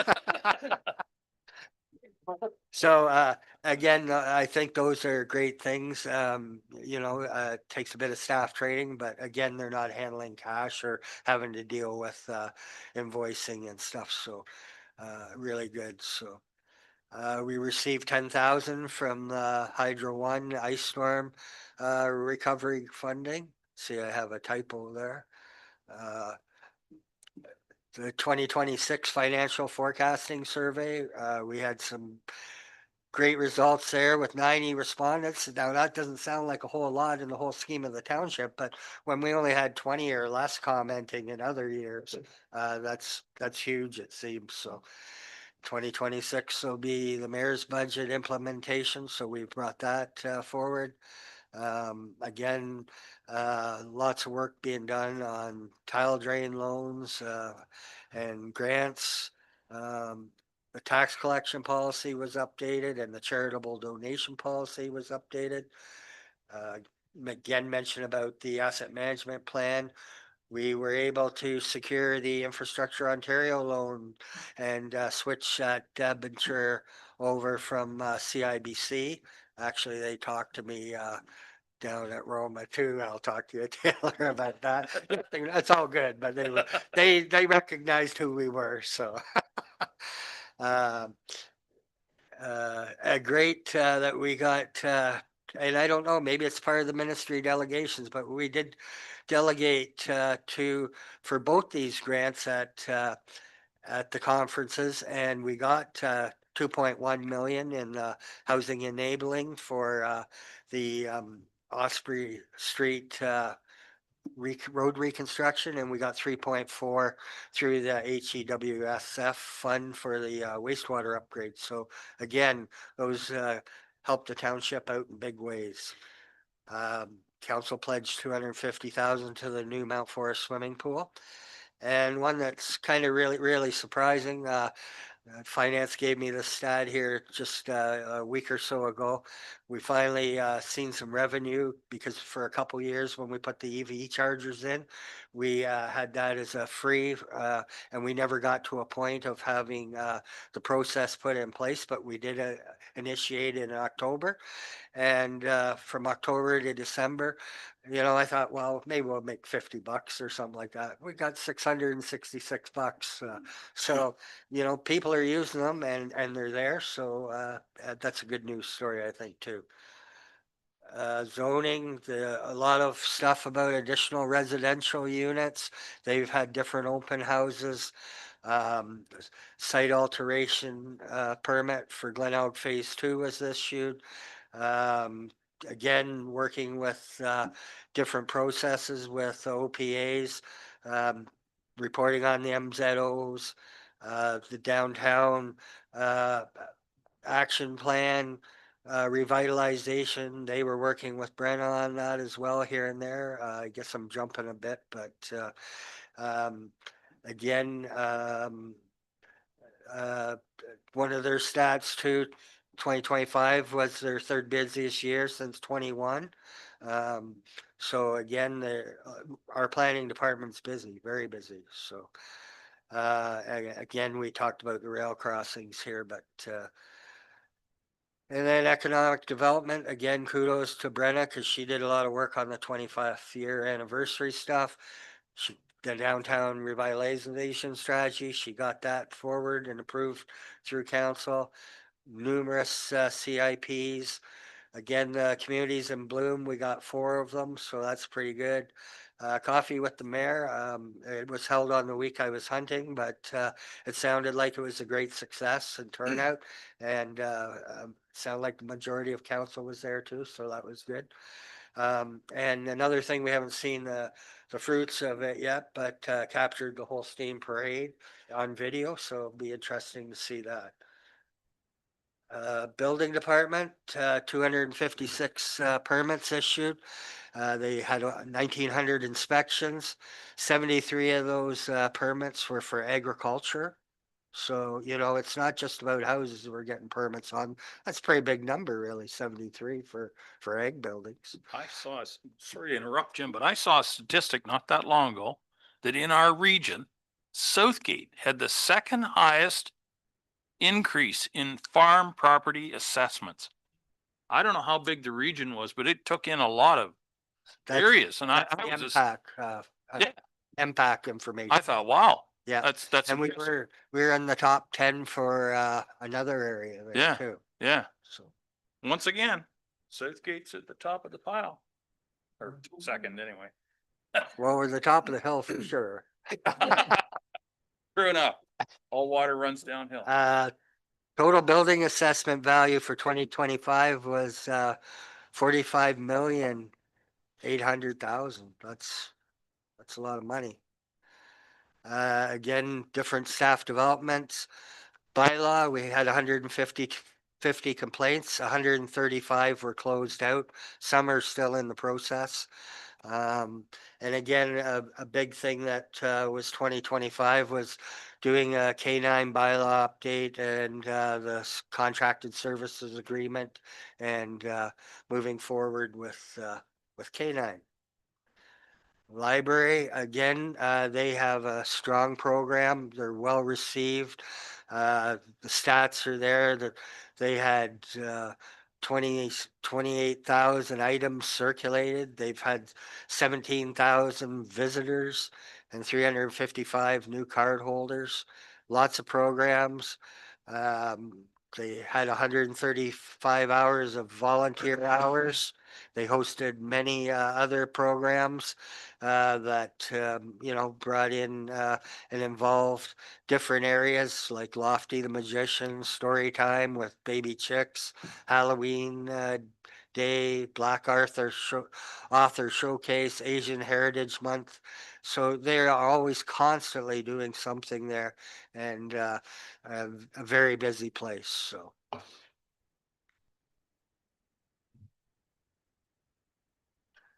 Fire, kudos that they obtained the tanker shuttle accreditation. Again, that helps homeowners with their insurance rates. So that again is not just a departmental win, that is a win for the residents as well. They got approved to for the new aerial apparatus, so that is a little bit coming out in the future. So that's it's a big step because it takes a while to get there, and we've made the commitment. And you know, the focus was on if buildings going to go higher, that we got to be able to get to them. So I think that is something that'll help in all areas as far as planning, building, economic development. All those areas with that service are being protected a little bit more. More timely for sure, and in our control more so. So the Dundalk Fire Department celebrated their 75th anniversary. They had a 26% increase in call volumes.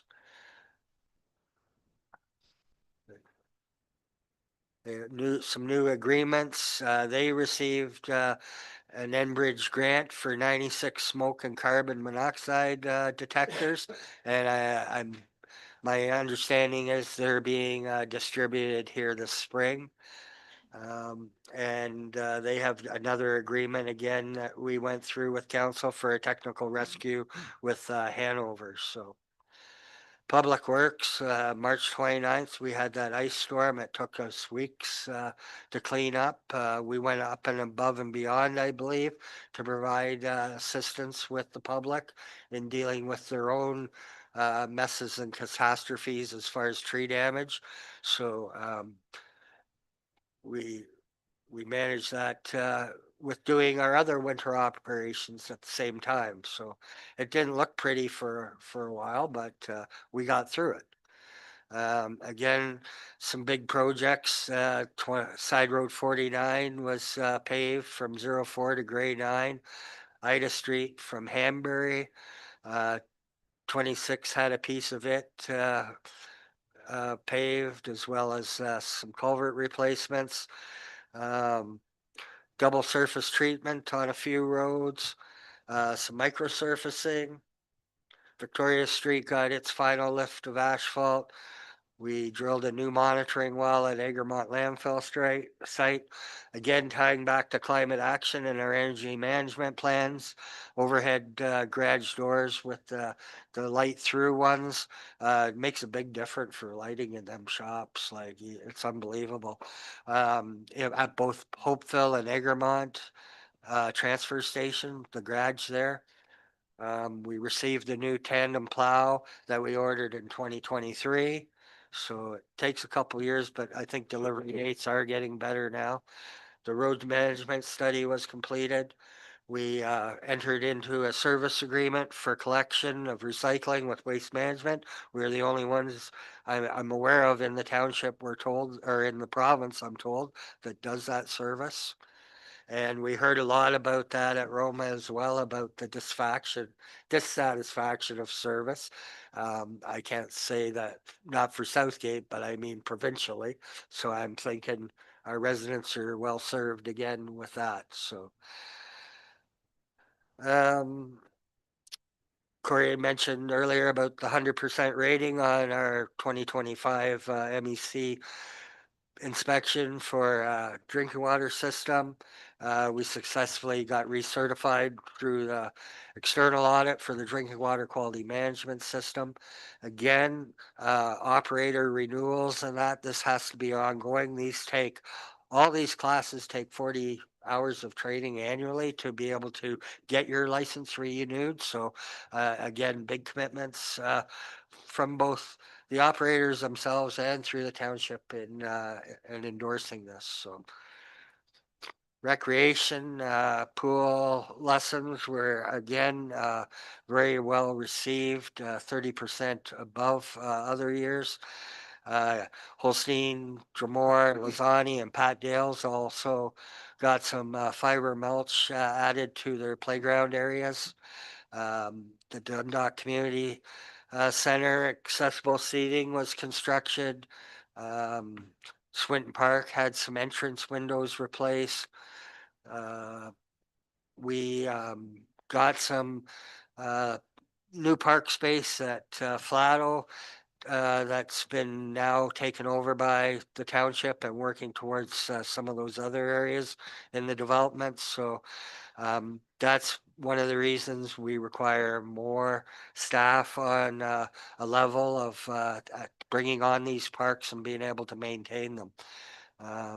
Again, Swinton Park, engaging with that group and helping them move forward to keep that space viable and open and still ongoing. So they have made good progress. So hopefully it keeps it up. And again, that's it in a nutshell. If there's any other comments or if any other areas you want to discuss a little bit further, but again, related to the CSP plan, we're on target, I believe, and doing a good job of what those initiatives were. Excellent. Thank you, Jim. And it's too often we tend to fixate on what's wrong or what we think is wrong. And it does take an exercise like you just described to go through that to see how much good things or how many good things we have done and have going on right now. So it's good to see that in print in front of us. Thank you, Jim. And the other thing I will mention is virtually every one of those departments have staff that have achieved certificates, training, that kind of thing. And it just speaks to the quality of the staff that we have in the township here. And I want to congratulate everyone that did take some courses and was successful. So thank you for that. I'll open it up to any other counselors that want to make a comment or a question of Jim. Barb? Oh, No, I had a comment. Go ahead. You just beat me to it. When I read it, I saw all the things we bought and all the things that we did. But it was so neat to see how many people got a diploma or certificate or just moved up, which is the whole plan we've talked about for the last 3 years. So as you say, kudos. Yep, for sure. Barb? Yes, I couldn't agree more. Investing in our staff and our community, but investing in our staff goes a long way in staff retention as well. So keeping that education and experience in Southgate is so important. My one question was back to the inability to have a debit machine at the Dundalk transfer station due to lack of internet. And I am not a Squarespace expert, but go to a farmer's market and people are using, I guess, a mobile device or Taylor's going to answer this. I'm just wondering if hotspotting to a mobile device, like a corporate mobile device, would give them that benefit, or is there an e-transfer capability that, no, okay, I'll put the question on the table and it can be answered. I can take most of that. We can't take e-transfers because it's not a secure source of payment. For the debit machines, I did look into Square. I think it's just called Square. The fees are pretty significant compared to what we have currently, and you have to have data from like a phone source. So we just thought that it wasn't really worth it. I mean, hopefully in the future we will get infrastructure there that we can have it, because we are seeing people use the debit machine out of Egremont. So that's great. Any other? Oh, Jason, go ahead. No, I was just gonna say, I've been maybe critical of staff, but I really like what we've done in the last year.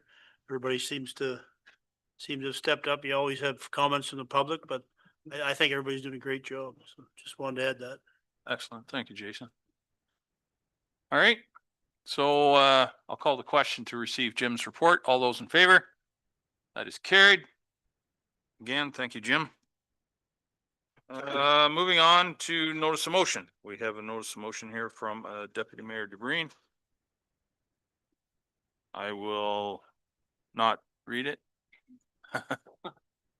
It is something to do, well, I know what it has to do with. It's regarding the OMERS retirement system pension fund and some changes that are being proposed by the provincial government. You wish to move this? Barb will move it, second by Martin. Do you want to speak to it? Yes. Okay, Barb? Thank you. I won't read it either. It's been there for review. I was grateful to have it on this agenda, having gone to Roma this past week and visiting the OMERS kiosk at the exhibitor floor and the speakers or the presentations during the plenary, how important the governance of this OMERS pension plan is. This motion, I can't take credit for the language. It was straight from AMO, the Association of Municipalities of Ontario, and it was circulated through our various communications. I think that it's important that we speak up for the municipal and employee aspects of our OMERS pension plan, and just ensure that the longevity of the OMERS plan or the stability of that plan is in place. So I look to council to support adding our voice to this initiative. Okay, very good. Questions? Martin? I don't have any questions. Just comment. This came up on one of those AMO newsletters that you get off your phone quite a while ago. So I'm not a member, obviously, but I looked at that and said, well, why would they try and fix something that's not broke? And so I went onto the site and I saw what they said about the different two streams of the governance, looking after two different things of the program. And I looked at how much money's in the account. Now, I did look into it deep enough that I saw some of the investments of companies. And I said, well, why the heck would they be investing in that company? But that's got nothing to do with me or nothing to do with anything. That's one of the governances. But it just seems with what's mentioned about municipal oversight, maybe risk for municipalities. I don't think the sitting government has any idea what laissez-faire means. You know, if it's not broke, don't fix it. So as I said, I'm not a member, but when you see a pension plan having that much in assets and being able to continue for the long as they did, then why touch it? So that's just my comment. Yep. Thanks, Martin. Any other comments or questions? Okay, I'll call the question. All those in favor? That is carried. Thank you, Barb.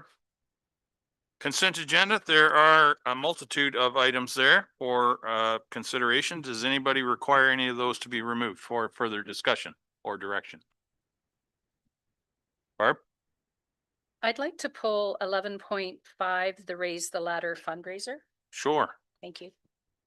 You want to raise that topic? You want to elevate it? Okay. So be it resolved, the council received the consent agenda dated today, save and accept item 11.5 for information. Does someone care to move that, please? Barb will move that. Monica will second it. Thank you very much. Any discussion? All those in favor? That is carried.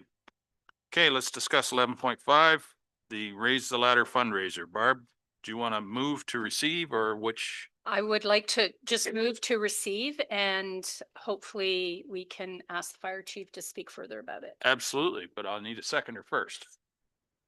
Martin will second that. Okay.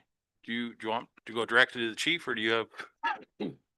I just wanted to bring it up and raise the topic so that it's out there and we have a little bit more discussion, and maybe the chief could elaborate on the items. I know the flyer itself included some items that you are aiming to purchase, and maybe elaborate on why we're fundraising to purchase those. You just can't stop talking about a truck, can you? Yeah, you're right on that one. Absolutely. Chief, if you want to speak to it, go ahead, please. Williams Toys. Okay, so some background. I'll give credit where credit is deserved. The idea of this actually came from our CAO. So he saw this as a possibility to bring the township together, do some fundraising on a unique item that we're not going to purchase for a very long time again. With the new truck comes, we need to outfit it with all new equipment, which we don't have in stock because it's an additional truck. And usually a lot of the community is very generous to the fire service. They like donating to the fire service and they like it going towards actual equipment that will be used on the trucks. So we thought if we could put a $20,000 achievable limit on this, see what kind of fundraising we can get, and that goes towards rescue saws, hose, nozzles, drills. We have the SCBA packs already in stock for that, but hand tools, stuff like that to be used in the community. And that would help us from drawing on those DC funds that we're already depleting a lot of right off the hop for the purchase of this. So hope that answers some of your questions. Very good. Thank you, Chief. Barb? And I know I've spoken to this in the past when, you know, back in the day, 75 years ago, when Dundalk wanted a fire department or buy a fire truck, the community fundraised to buy it. They wanted a pool, the community fundraised to buy it. I'm surprised that hoses that you would need in order to fight a fire doesn't come with a nozzle, but far be it for me to make an explanation. And you've made it easy for people to donate. Are there things that like a certain item, let's say, you know, a certain item costs $250 or $350 and somebody I want to buy you an axe. Is that something that they can do, or are we just fundraising and then seeing what we can buy? These are possible items, but depends on how much we raise. We can definitely itemize it out. We haven't done that yet. We kind of put this together pretty quickly. But definitely we can itemize some stuff out. For example, the one donation we have right now is pretty large. So we're going to buy probably a power saw or something, or 2 saws with that. But definitely we can put what costs of certain things are. And if people want to donate for that specific item, we can. Unfortunately, there's not much that is worth $300 in the fire service. A lot of things, for example, a nozzle is about $1,200 to $1,500. So anything in the fire service is very expensive. So. Okay, then. Now you know. Now you know. All right, I'll call the question. All those in favor? That is carried. Thank you. Thank you, Barb. Thank you, Chief. Moving on, general announcements. Does anybody have anything they wish to share with the council or community? I just wanted to say that we had a really good conference at Roma. Our delegation with the parliamentary assistant to the Minister of Health, Anthony Liardi, was, I thought, well received. He wasn't quite as dismissive as he has been in the past. I think he liked our notion of what we'd like to do. So further discussions will be ongoing, and we'll see where that goes. But broadly, the Roma conference, I found it very good this year. Some years are better than others, but it was really good this year, I thought. So anyone else have anything? Okay. Moving on, we have 1, 2, 3, 4, 5, 6 bylaws. Madam Clerk, one motion will do the job. Does anybody wish any of the bylaws to be removed for further discussion separately? No. Okay. Be it resolved, the following bylaws, 13.1 to 13.6, be read a first, second, and third time, finally passed, signed by the mayor and the clerk, sealed the corporation, and entered into the bylaw book. Is there a mover for that motion? Jim, thank you. And Joan will second. Any discussion? All those in favor? That is carried. We have no closed meeting. We've already done that in the previous special meeting. Confirming bylaw. Jason, Jim will second. All those in favor? Carried. One more motion to adjourn. Barb will move, Monica will second. All those in favor? We stand adjourned. Thank you, ladies and gentlemen. It has been a pleasure.